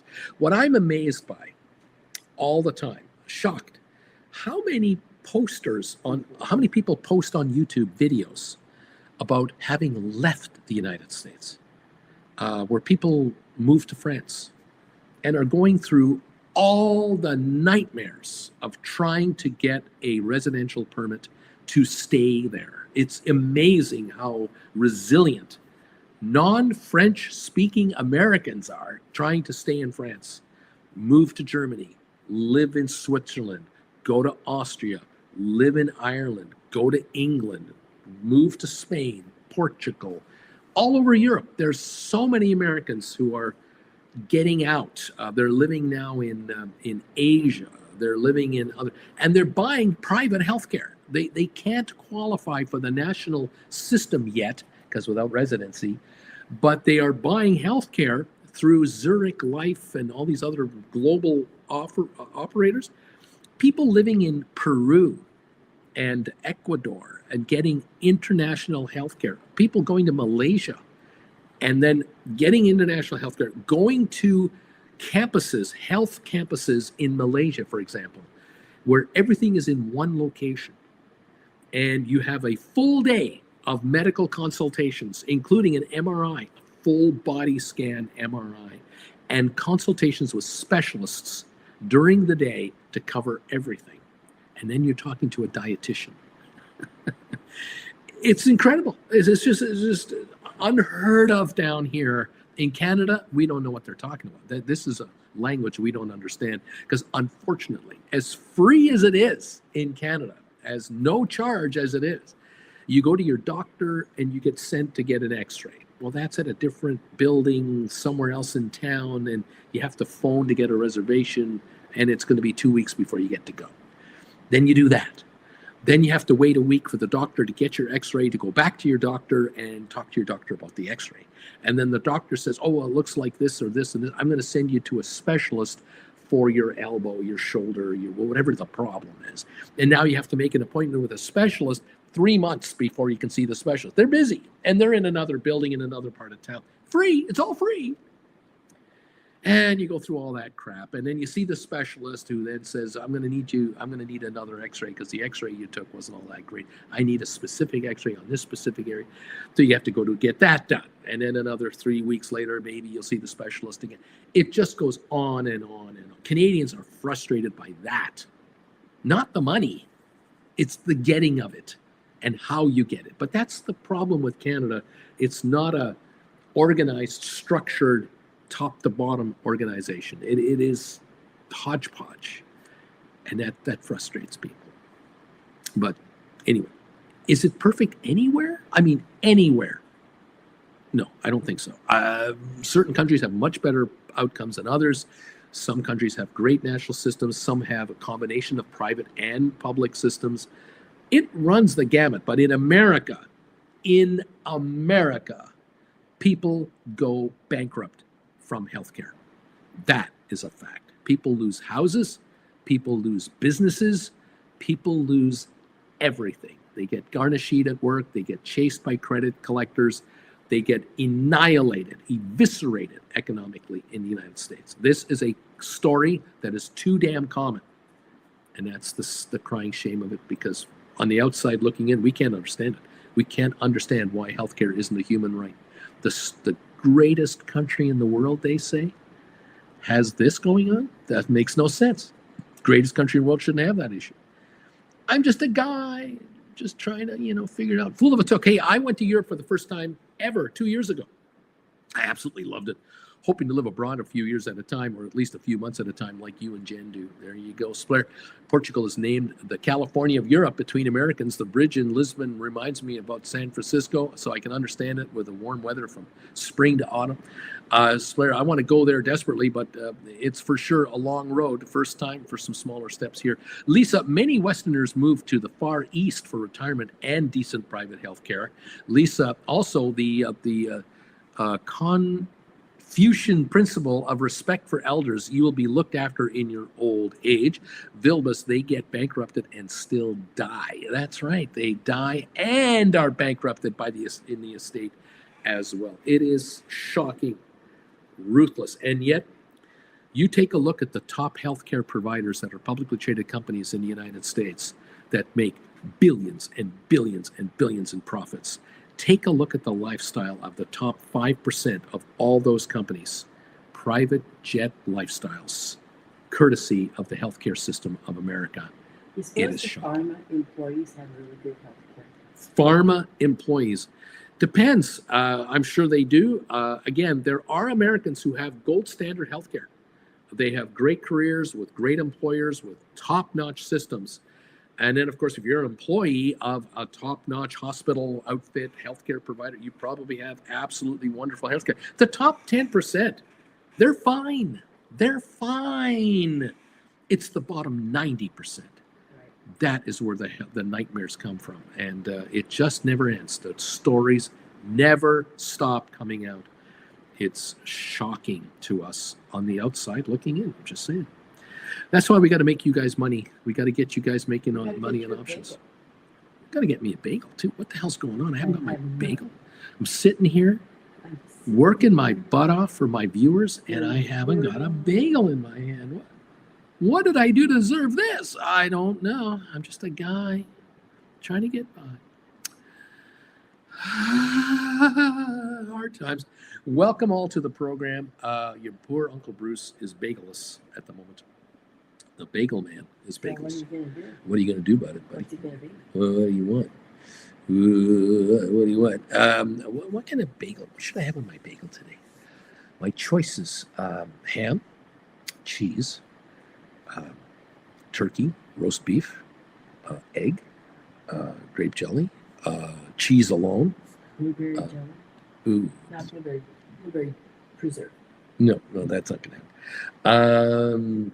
Yikes. I could have meatballs. You'd have meatballs. I could have a meatball sub. Not a meatball sub. I could have a meatball It's going to be sloppy. on a bagel. Yeah. I mean, I could. I don't think I want to do that right off the get-go. I don't know if I want to really do that. Bought eggs yesterday at Costco, by the way. Plenty of eggs in stock at our local Costco. Just for those of you curious about what's the egg situation in Southern California, it's quite good. Lots of eggs. Picked up, bought a 2 container of range-free eggs, they called them. Or what is it? Is that what it's called? Range-free or open range or free range eggs. Bought 2 free-range large eggs at Costco, $4.50 a dozen. Got 2 for $9. The most we paid for a dozen eggs one time, I think we paid like $11.99 for 18 eggs at Walmart. Once. We have paid $6 a dozen, but mainly in the fives, and now it's $4.50. And the egg prices are falling because eggs are available wherever you go. The so-called shortage and all that, it seems to be over. I think it's over. Again, I'm only in Southern California. I can't speak for the other 99.99999% of Americans to what's going on the egg front. Okay, so there you go. That's the story. So I'm wondering, should I have an egg and something bagel today. I had one of those yesterday. You did. They were very, Just ate with it was cheese. very good yesterday. Yeah. But I'm wondering if I want to do that today, or should I go with maybe the ham, turkey, roast beef, cheese, Philippe's hot mustard sauce to clear out the sinuses. That might be the place to be. It is Wednesday. Going to be on the air tonight at 7 o'clock for those of you who are curious, Gold Bagel members. So let's do the all meat special. Oh, the all meat, no egg. Okay. No egg. Yeah, we'll do the all meat with lots of. Beef on there with Well, I'm thinking. I don't know. Just thinking. Well, I'm a weird guy. Yeah, at least a slice. Yeah. But the hay, little chicken, little cow, little pig, It was nice knowing him while he was alive. Susan, my husband is a dual citizen born in Japan. His parents were older parents with the Army Corps of Engineers, late 50s, to help rebuild after World War II. We can also move there if the U.S. gets any crazier. Interesting. Zeta State, GameStop new. The October 25 option chain shows $35 strike for a $4 premium. By the way, the highest strike is $35. Would you write or wait for earnings to come out? I would wait for earnings. I'm happy to see people writing put credit spreads on GameStop. I've always been happy with those. I fear the upside on GameStop. I worry that it's about to take off because they are but one announcement away from announcing I don't know what with that $4.6 billion. Anything is possible. The announcement could be that GameStop is buying somebody, GameStop is investing in something, or GameStop's a takeover target. I fear the upside, not the downside. Savage of Wall Street. I am so glad I have not even cared how much we pay for groceries in the past 2 years. We make a list, yes, and we try to buy specials, but I have not once complained we pay too much. That's the difference between making money and not making money in this market. Yes, Lisa, GameStop, I also feel a Hello Kitty tweet coming sooner rather than later. Exactly. I can't tell you how many reasons GameStop could explode at any time. There are a ton of reasons for this. I don't recommend writing call options on GameStop. If you don't have to, I wouldn't do it. I'm expecting, worrying, wondering what pops this to 30, 35, and 50. That's me though. Up to you how you want to play it. The Dow's up 236, by the way. We're holding in these gains here, up 0.61 of a percentage point for the Dow. We're up now 3/4 of a point for S&P, and we're up over a percentage point on NASDAQ. 183-point gain on NASDAQ, which is not quite double New York, so the Dow. So if the Dow were up 500 points, it would match NASDAQ. I haven't seen a 500-point gain or larger yet. I'd love to see a 1,000-point gain to really tell me there's a recovery here. I don't know if we're going to get that. But that's what we have. We have a gain going on. Oil still down 5 cents a barrel, 66.85. Okay. Well, we'll figure out what's going on here. Discount retailer Ollie's adds Big Lot stores as a luxury goods seller retreats from malls. Very interesting. Ollie's. We did drive the other day. It was Sunday. We were up in Yucca Valley. That's about 40 miles from here by car, 20 miles by the crow flies. The high desert is what it's called. And we drove along the highway up there, and there was a gigantic Big Lots store off to the side of the highway, all boarded up. Big Lots gone. Huge parking lot empty. That is a sign. And then we do see the occasional 99-cent stores all shut down.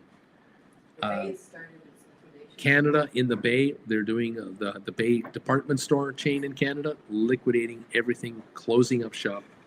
Yeah, goodbye to traditional retail. Quite amazing.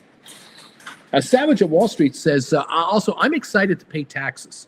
because I received a promo from Amex and will reap 225,000 points if I spend $6,000 in 6 months.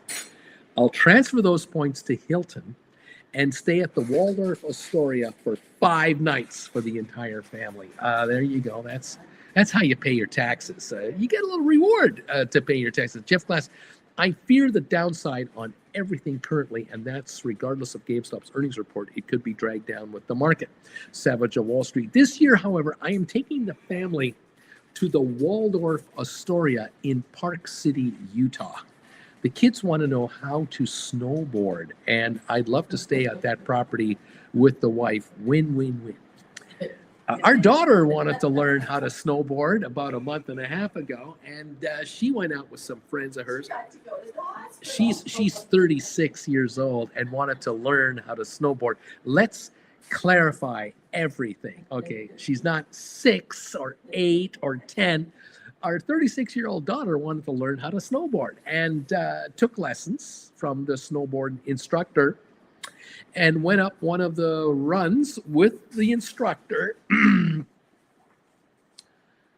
worked her way down somewhat and then fell and busted up her wrist or badly sprained it and landed on her tailbone and really hurt herself. And she's been in physio up until last week. Savage, you're working with the kids. It's okay. But we're trying to tell our daughter, X-nay on the snowboarding A from now on, A, because at 36-year-old A, you're not able to do it anymore, A, okay? Okay, A. Anyway, there you go. Savage of Wall Street, you have a good time there and enjoy with the family. I'm sure it'll be fine. I'm sure everything will be fine. Oh my. There's a certain age limit that you don't learn something new anymore, that physical. What can I tell you? A good buddy of mine and I were talking yesterday, and he's kind of my age. So, he and I refer to each other as geezers. And he was telling me how lately he's decided to get back into golfing again because he's kind of pared it down quite a ways. And he said he went golfing twice in the last 2 weeks. He's gone golfing twice. And he's really been sore, really stiff and sore because of it. And I'm thinking, oh my God, I used to think about golfing at the age of 32, just going out there and whacking the golf ball, having a great old time, walking the course, carrying my clubs or pulling them in a pull cart. Thought nothing of that. I haven't golfed around a golf in 7 or 8 years. Not in a hurry to go back to it, honestly. James of the Misty Tree, I have 4 GameStop $28 cash secured puts expiring Friday. Now, I got $291 for them, trying to decide whether to roll or get assigned with earnings coming. I'd be rolling those. Absolutely be rolling those forward for dollars. The shares go higher. These new puts go lower. You're laughing, man. Hello. GameStop 2370. Sometimes it's just too simple. Jeff Glass, I tried to teach my wife to snowboard about 10 years ago. Ended up with one of those American hospital bills, even though we pay for insurance. Yes, not a good idea. Savage of Wall Street. Oh, God, that would be like me trying to learn how to snowboard. No way. No way. I'd break my knees and cracks in my vertebrae. I think I'll just watch the kids fall while I finish a bottle of bubbly. There you go. There's your hobby there. Jeff Glass, did you know that the emergency rooms in the USA have regular business hours, and if you visit the ER at night, you pay more? Well, welcome to private healthcare. Welcome for profit in the business of making a profit healthcare. This isn't healthcare. This is a business, a good business, a business that rewards its highest level of employees and managers, private jet travel anywhere you go around the world. Welcome to that business. Oh, yes. Jeff, I didn't know that. Got a bill for $300 on my insurance. Wouldn't cover it because it was in the evening. They wouldn't cover it. Spirit, why aren't you trying it in the Carpathian Mountains in Eastern Europe? The price for health won't eat you up alive. Come on to Europe and learn how to snowboard. And if you injure yourself, you get the European coverage. Oh, my God. Because you're going to injure yourself. You're going to hurt yourself if you learn to snowboard. Come on over and hurt yourself in Europe. It's a way cheaper healthcare wise. Wow. Wow. Wow. Unbelievable. Welcome to the party, pals. Nice to have you all here. It's amazing. The horror stories that come out of the United States. And what kills me about all this, it just blows me away, is how many Americans just accept the fact that, well, I only had to pay $300. I only had to pay $1,000. It only cost us $1,500 for the $15,000 operation. We only had to pay $1,500. Oh, we got off light. People in Europe or in Canada are going, you people are idiots. You're morons. Like, you people are stupid. Like, what are you doing?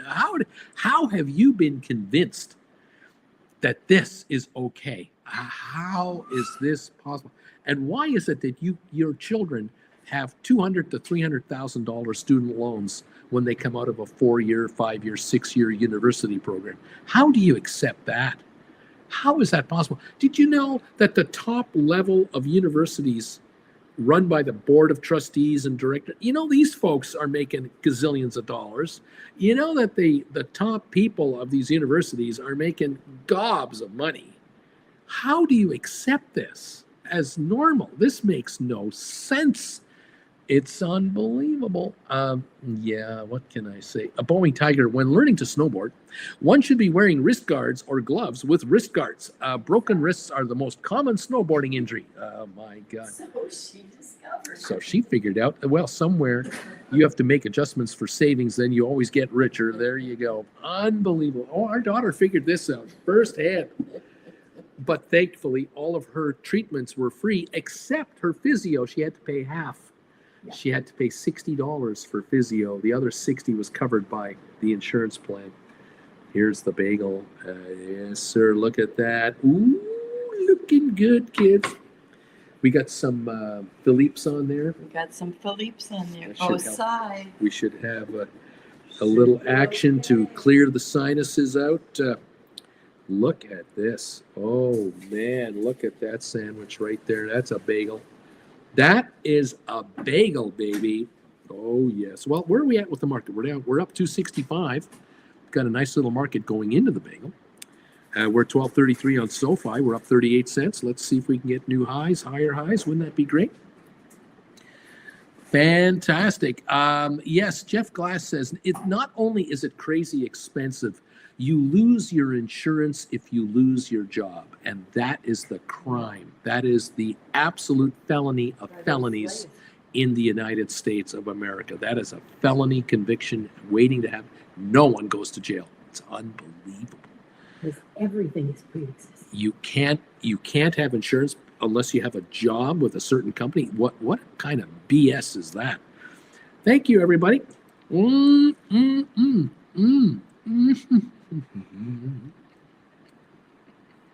yeah. A little zing there. Get a little zing. Mm-hmm. A little zing. These It's bagels good. have holes in them. They've got bubbles in them. And so you get little pools and leaps. Little pockets of happiness. Pockets. Very nice. Very nice. We're up 264 on the Dow. 38 on S&P, 161 on NASDAQ. Welcome, everybody, to the show. Thank you for joining us from wherever you are. Thank you, Gold Bagel members and Children members and all of you subscribers to this channel. Giddy, giddy, giddy up. Splair, Uncle Bruce, try to click after every bite into the bagel on 100,000 shares of SoFi when buying button before your right calls. Talk about the market being rigged. Here you go. Oh, my gosh.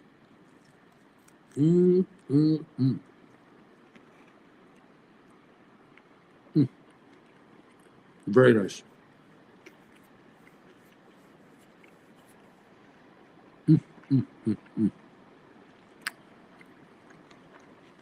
Gotta love this.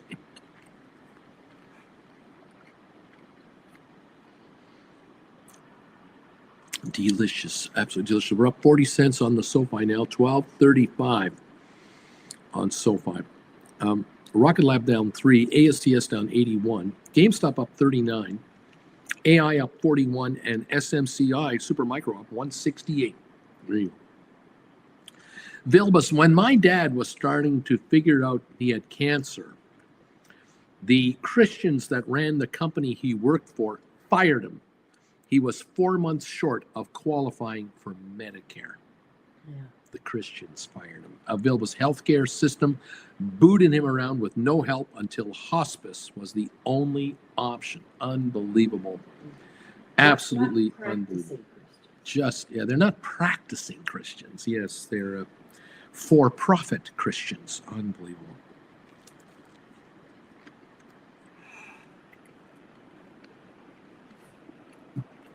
Doesn't happen in Canada. In Canada, you could have a job with a healthcare provider in Toronto, and you've got healthcare like everybody else. You leave the job, quit the job, take a new job across the country in Vancouver, British Columbia. And you join an accounting firm there. Let's say you're an accountant. You've got full-blown health coverage there. Canadians can move freely about the country from employer to employer, self-employed, full-time employed, part-time employed, unemployed. You're covered. The healthcare is okay. If they will recognize your certificate from one province to another is another story. Same in the U.S. Yeah. You're a licensed, I don't know what you are in the United States. You're a licensed elevator technician in New York. And you move to Los Angeles. Do they recognize your New York certificate as valid? I don't know. Probably throughout a national union, yeah. But you know the game. We know the game. It's ridiculous. Anyway. I don't recognize your teaching certificate. I don't recognize your nursing certificate. I don't recognize. Vilbus, I only mentioned their Christianity because that was something they proclaimed on their websites and signs, and left your dad hanging. Unbelievable. Absolutely unbelievable.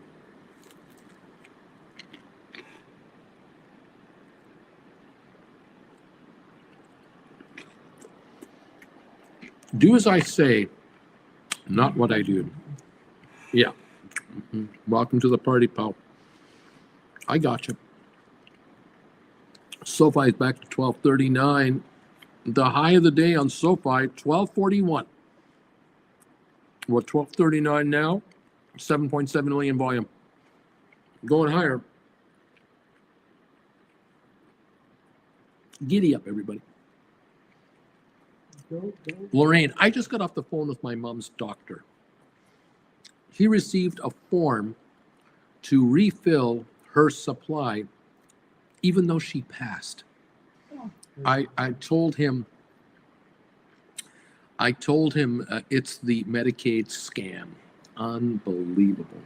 Unbelievable. But you know, dysfunction. Oh my God.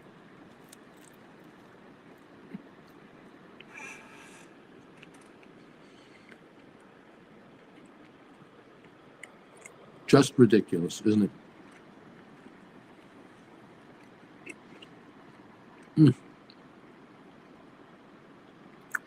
But boy,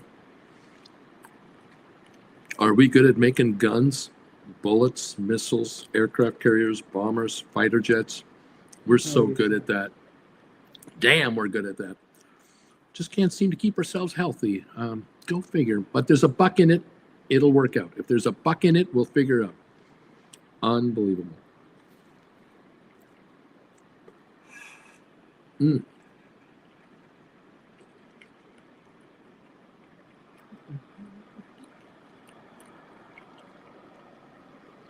This is a mighty fine bagel today, gotta say. Thank you, Auntie Jen. Let's take a look at our question of the day and our thumbs up meter. How are we doing? 149 thumbs ups. Thank you, everybody. 51 away from 200. Can you hit the thumbs up button for me right now? Any of you, have you forgotten to hit the thumbs up button? Nail it now for me. 220 people have answered the question of the day. I started to write credit spreads on calls and puts in the last month, 3 months, 6 months. I don't write credit spreads. In the last month, 10% of you have said, I started writing credit spreads in the last month. Bruce, in the last 3 months, 12% of you. In the last 6 months, 20% of you. So that's 42% of you, 6 months or less, have started to write credit spreads. 57% say, I don't write credit spreads. I do understand a number of you can't write credit spreads. I know this. It's okay. You're into retirement accounts and you can't do it. Thank you all so very much. Lorraine is saying here, I pay $700 a month in healthcare. We pay nothing. That's $8,400 a month American money. We pay zero a year. Period. Zero. No payments. No deductible. No copay. No pre-existing conditions. Nothing. That's a national healthcare system through Alberta. Tax rate in Alberta, anywhere from 0% for the first 20 grand you make, you pay nothing, up to what is the highest tax rate in Alberta? 35%, something like that. 37% is the highest tax rate over 250,000 or something like that. No healthcare, zero. Think about that. How much money are you guys paying for your healthcare plus your income taxes and your state taxes and all the other stuff? It's shocking, shocking.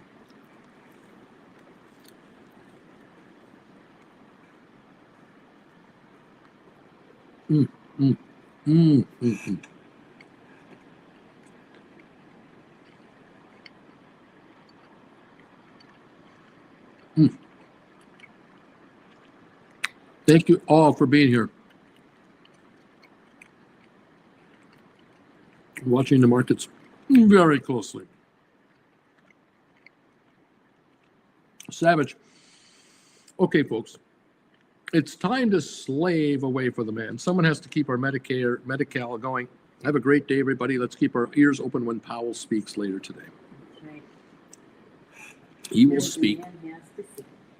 How long will that be? About 2 o'clock Eastern, I think it is. Right now it's 10:43 Eastern, so 3+ hours before Powell speaks. Okay. It be what it be.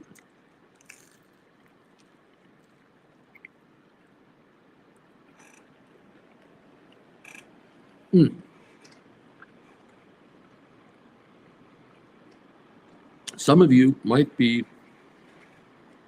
able to take advantage of the Powell speech that's coming.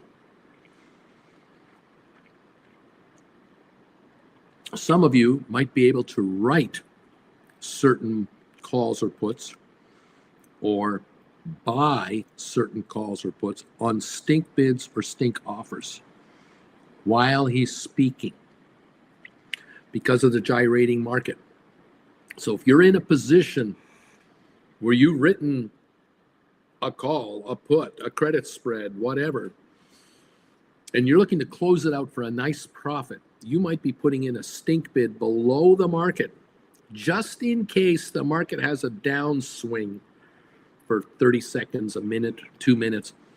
You might get lucky and catch a buy of a call or a put at a ridiculously low price. Remember, odd numbers. If the bid is $1.20, you're $1.21. If an option is trading at $1.30 and you want to get it around $1, 101 bid, 96-cent bid, 91-cent bid, stink bid. On the other side, you're trying to write a contract. You're trying to sell a contract. You want to get $3 for it. You want to get $5 for it. You want to get $8, whatever the price. And it's trading at 5 now, and you want to get 5.75 for it, offered at 5.74. You want to get closer to $6 for it, 5.99.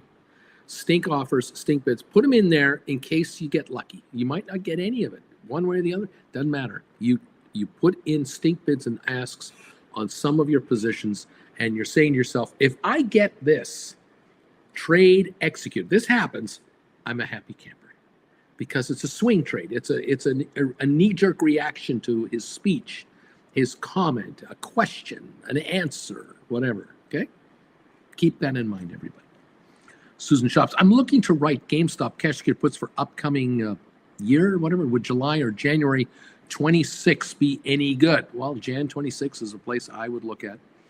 Susan, this market makes me nervous to do anything these days, but I'm willing, laughing out loud. No need to be nervous. You're the casino. You are taking money from innocent victims. How do you live with yourself? I don't know how you do it, but I love it. Giddy up.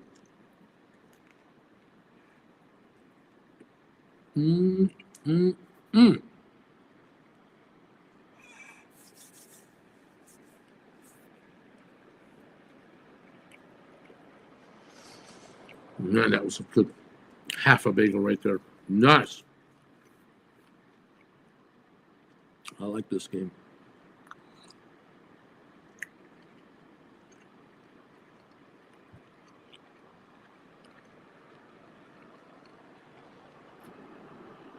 I love watching you guys make money. That's so great to hear from you. Keep me posted how you're doing out there. The Dow still up, but not as high as it was when I started my bagel, but that was only the first half of my bagel. Still up 212 points. Where SoFi is hanging in around 1235. The high of the day, 1241. We're very close to the high of the day. It doesn't seem to want to give anything back at this point in the proceedings. We're down 64 on ASTS, but we're up 15 on Rocket Lab. It went positive again. GameStop is still up 38, AI up 46, and Supermicro ahead 128. NVIDIA up 97 cents. Tesla's up 549. Spiders and the Qs are both up just short of $3 each. Palantir down 37 measly cents. MSTR, MicroStrategy up 12.57. Costco up $1. Coinbase up 4.50. Google up 123. Apple still up 3.48. Broadcom up 64. Microsoft up 261. Netflix up 24.50. Looking good here, 9.54. Facebook, Meta down 48 cents. We're up 13.90 on EI Lilly. We're up 67 on Amazon. We're up 50 on Uber, up 49 on Adobe. Cisco up 39. AMD up 34. Unity up 33. Enphase up 156. So we got a lot of green here, a ton of green.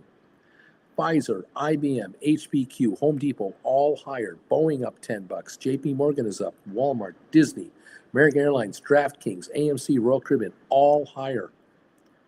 Holding their gains and staying ahead of the curve here. 234 on the Dow, a little pop up right now. Gaining 234, looks like now 240 on the Dow. SoFi approaching 1237.38, 2 to 3 cents away from the high of the day, it would appear at the moment. Giddy up, everybody. Time for the second half of this bagel. Thank you for joining me today. Thank you for the thumbs ups. Thank you for answering my question of the day.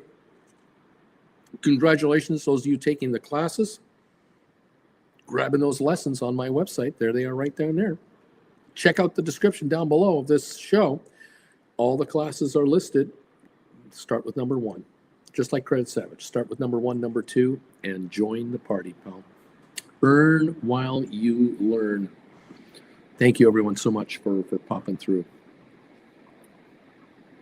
222 answers now to the question of the day. 222. Fantastic.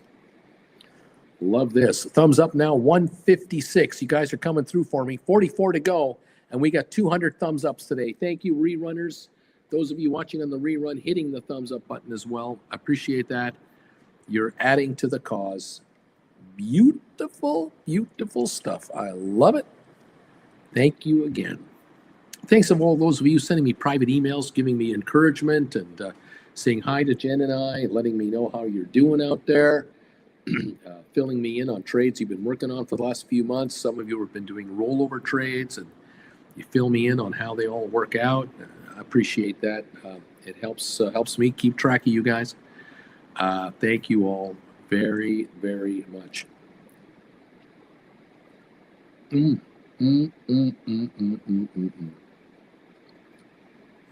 All right, we're up 240 on the Dow, 245, 1237, 1238 on SoFi. Rocket Lab up 18, GameStop up 37, AI up 49 cents. Cheers.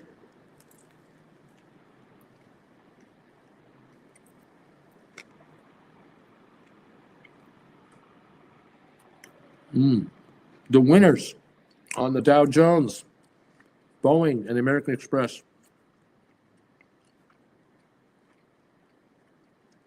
Interesting.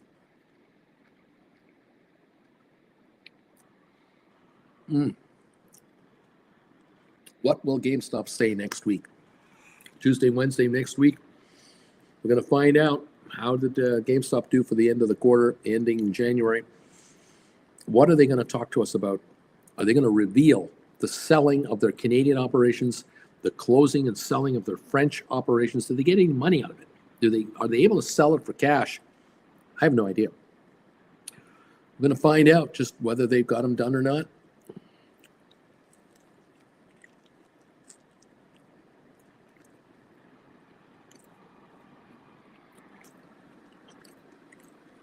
There are many, many, many questions about GameStop to be answered. I don't know how many we're going to get. How many answers? I don't know.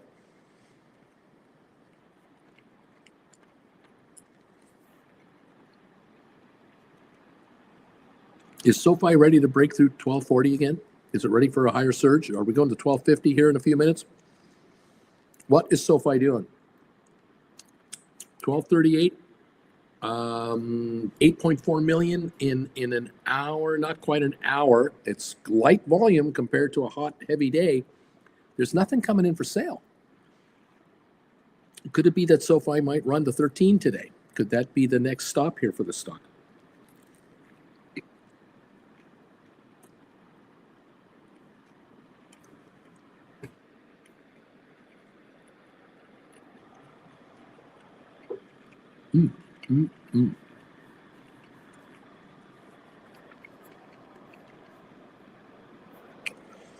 Giddy up, kids. Welcome to the party, pals.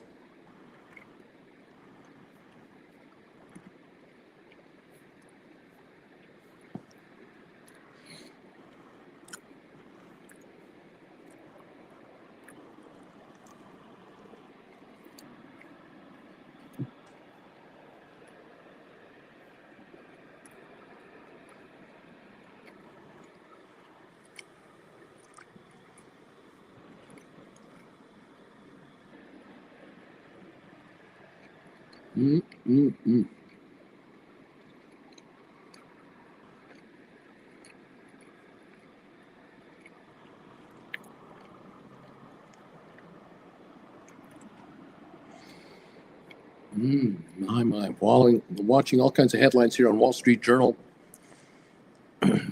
All kinds of talk here. Deportations and oh my gosh. Everything headlining is not productive, not creating jobs. Powell not looking too happy. She has a picture of Powell not looking too happy. He's looking concerned. And got a concerned look on his face. He's like Coach Coughlin. Like Coughlin from the Giants. He always looked concerned. He was winning, and he had a concerned look on his face.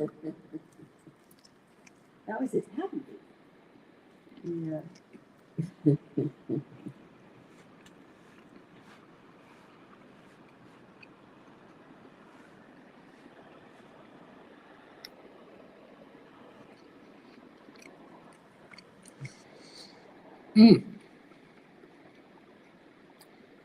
Oil and gas executives are meeting with Trump in the White House today. How lovely. See what they come up with.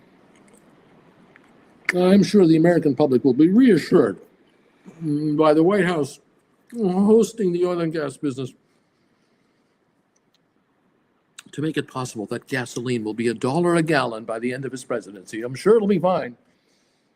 There'll be new policies put in place that gasoline will plummet in cost, and every American can buy their 350-inch cubic inch 4-barrel engine vehicle yet again. Make America great like the 1950s. But I kid. But I kid.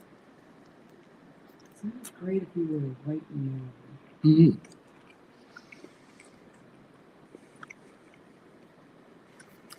Susan Shop says, there's a significant short interest on SoFi, 12.46%. I don't think it's concerning. I think it's wonderful. I'm totally the opposite. I think it's great. The higher the short interest, the better. SoFi goes higher.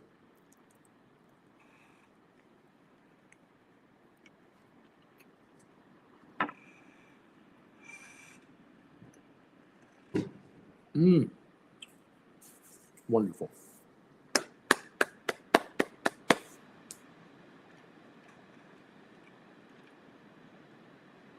$12.38 on SoFi.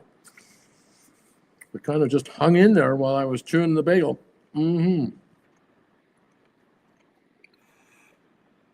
Does SoFi take a run from here? Doesn't seem to want to go down. That would be fine by me. Giddy up.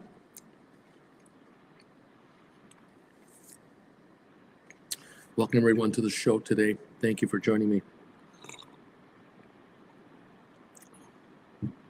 Excuse me. There we have it. Well, we're going to keep an eye on this. Now, don't forget tonight at 7 o'clock Eastern for you diehards. I'll be on the air live tonight. Primetime live with Uncle Bruce. And we'll go over how things went today. How are you doing? You let me know what kind of trades you want to talk about. What kind of trades you're thinking about. What trades are working for you. What trades aren't working for you. What kind of alternate trades should you consider. We'll go over all of that. Join me tonight, 7 o'clock Eastern. Gold Bagel members only tonight. Ed, donation for you, sir. Euros, €5. Get the green paintbrush out on SoFi, Uncle Bruce. There you go, baby. Let's go, SoFi. Yeah. Jen and I are both fans. By a long shot. We are big fans of SoFi. Yeah. That'd be fine. Mighty fine. Have a little rally on SoFi. Let's take a rally to $25 a share and just see how rich you guys are then.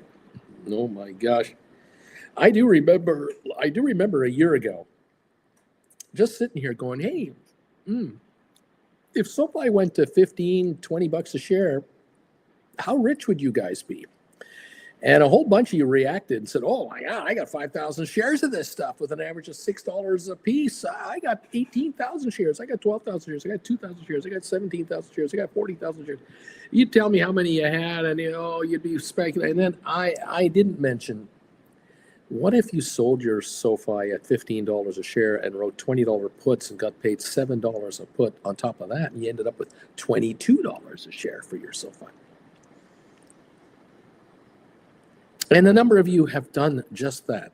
You've sold SoFi all the way up to 18. You've written cash secured puts from $5 to $9 a pop or higher. And you're sitting on a mountain of money. That's exactly where I want you to be right now, sitting on a mountain of cash. And you are hauling in daily interest like you never thought possible. You never thought a year ago that a year later, you're hauling in what looks like thousands of dollars in interest. You can't believe it. Believe it. 1238 is where we are now on SoFi. This sucker wants to go. This wants to go. 1085 was the low a week ago, maybe? Was it a week ago? 1085? We touched it like 1238. Well, I just want you kids to get richer. It's nothing personal. I just want you to get rich. It's all business, okay? This is the party of making money. This channel is all about making money. So thank you all for your support and you following us and tolerating these crazy markets up and down and whatever. Thank you. Thank you so much. there seems to be a little notification here from YouTube. It says here, let's celebrate their 10th super on a live stream. Ed, if this is your 10th super chat, I thank you very much. That is pretty damn awesome. I don't see this on my feed through the StreamYard that I have. I only see it if I pop up my actual channel and look at it. That's pretty cool stuff. I just gave you a thumbs up for that from my end. Thank you so much. And all of you out there, whenever you're doing a super chat or a PayPal donation, I thank you. Really, Jen and I thank you very much. Very kind of you. It's funny how we went to Costco yesterday. We dropped $160 just like that. Got some stuff on sale. Got a little of this, little of that. Next thing you know, $160. And I'm thinking, I can see through the bottom of the cart. The cart isn't full. I can see the floor through the cart. $160? Yeah. Hello. So these donations make a difference, and we thank you very much. It's much appreciated. All right, GameStop 2350 up 20, AI up 57, Rocket Lab up 21, 1236 or so on SoFi up 41 cents. The Dow up 220 points, S&P up 28, and Nasdaq is up 119 points. Thank you all for joining me today. Don't forget to hit the knee emojis out there. The knee emoji attack must happen. The time to honor the Knights of Knee has arrived. I think we're going to get right on it right from my end. I'm not going to be accused of not honoring the Knights of Knee. I'm definitely going to take care of this right here, right now. Here we go. I encourage you to join in if you like. Time to hit those knee emojis and say thank you to the Knights of Knee for looking after us. Larry Titus knows. Juan knows what I'm talking about. Here they come. The Knights of Knee are coming through here. Richard Carlin. Knights of Knee. Yes, indeed. They're here. They're alive and well. And there's no stopping the power of the mysterious Knights of Knee. Jeff Glass. Ed knows. Knee. Here they come. Corinne, knee. Here it is. The knee emojis, 156 thumbs ups last I saw. We're working on getting a higher number on the thumbs up meter too. We got 160 now, 40 away from 200 and 229 votes for the question of the day. Thank you very, very much. All right, I'm going to wind up Auntie Jen here. The two of us are going to get ready and say our goodbyes to you all until later tonight. Thank you again, everybody, for joining me today. Congratulations, option writers. Get richer. Keep getting richer. Don't stop getting richer. And let's take it from there. Okay, Auntie Jen, are you ready? I'm so ready. Oh, she's so ready. I was born ready. She's born ready. Oh, my God. You're not going to stop this. Thank you, Ed, again, for that donation. Thank you, everyone else, for popping through here. We'll talk to you tonight at 7 o'clock Eastern Time. In the meantime, Jen and I will say in 3, 2, 1, bye.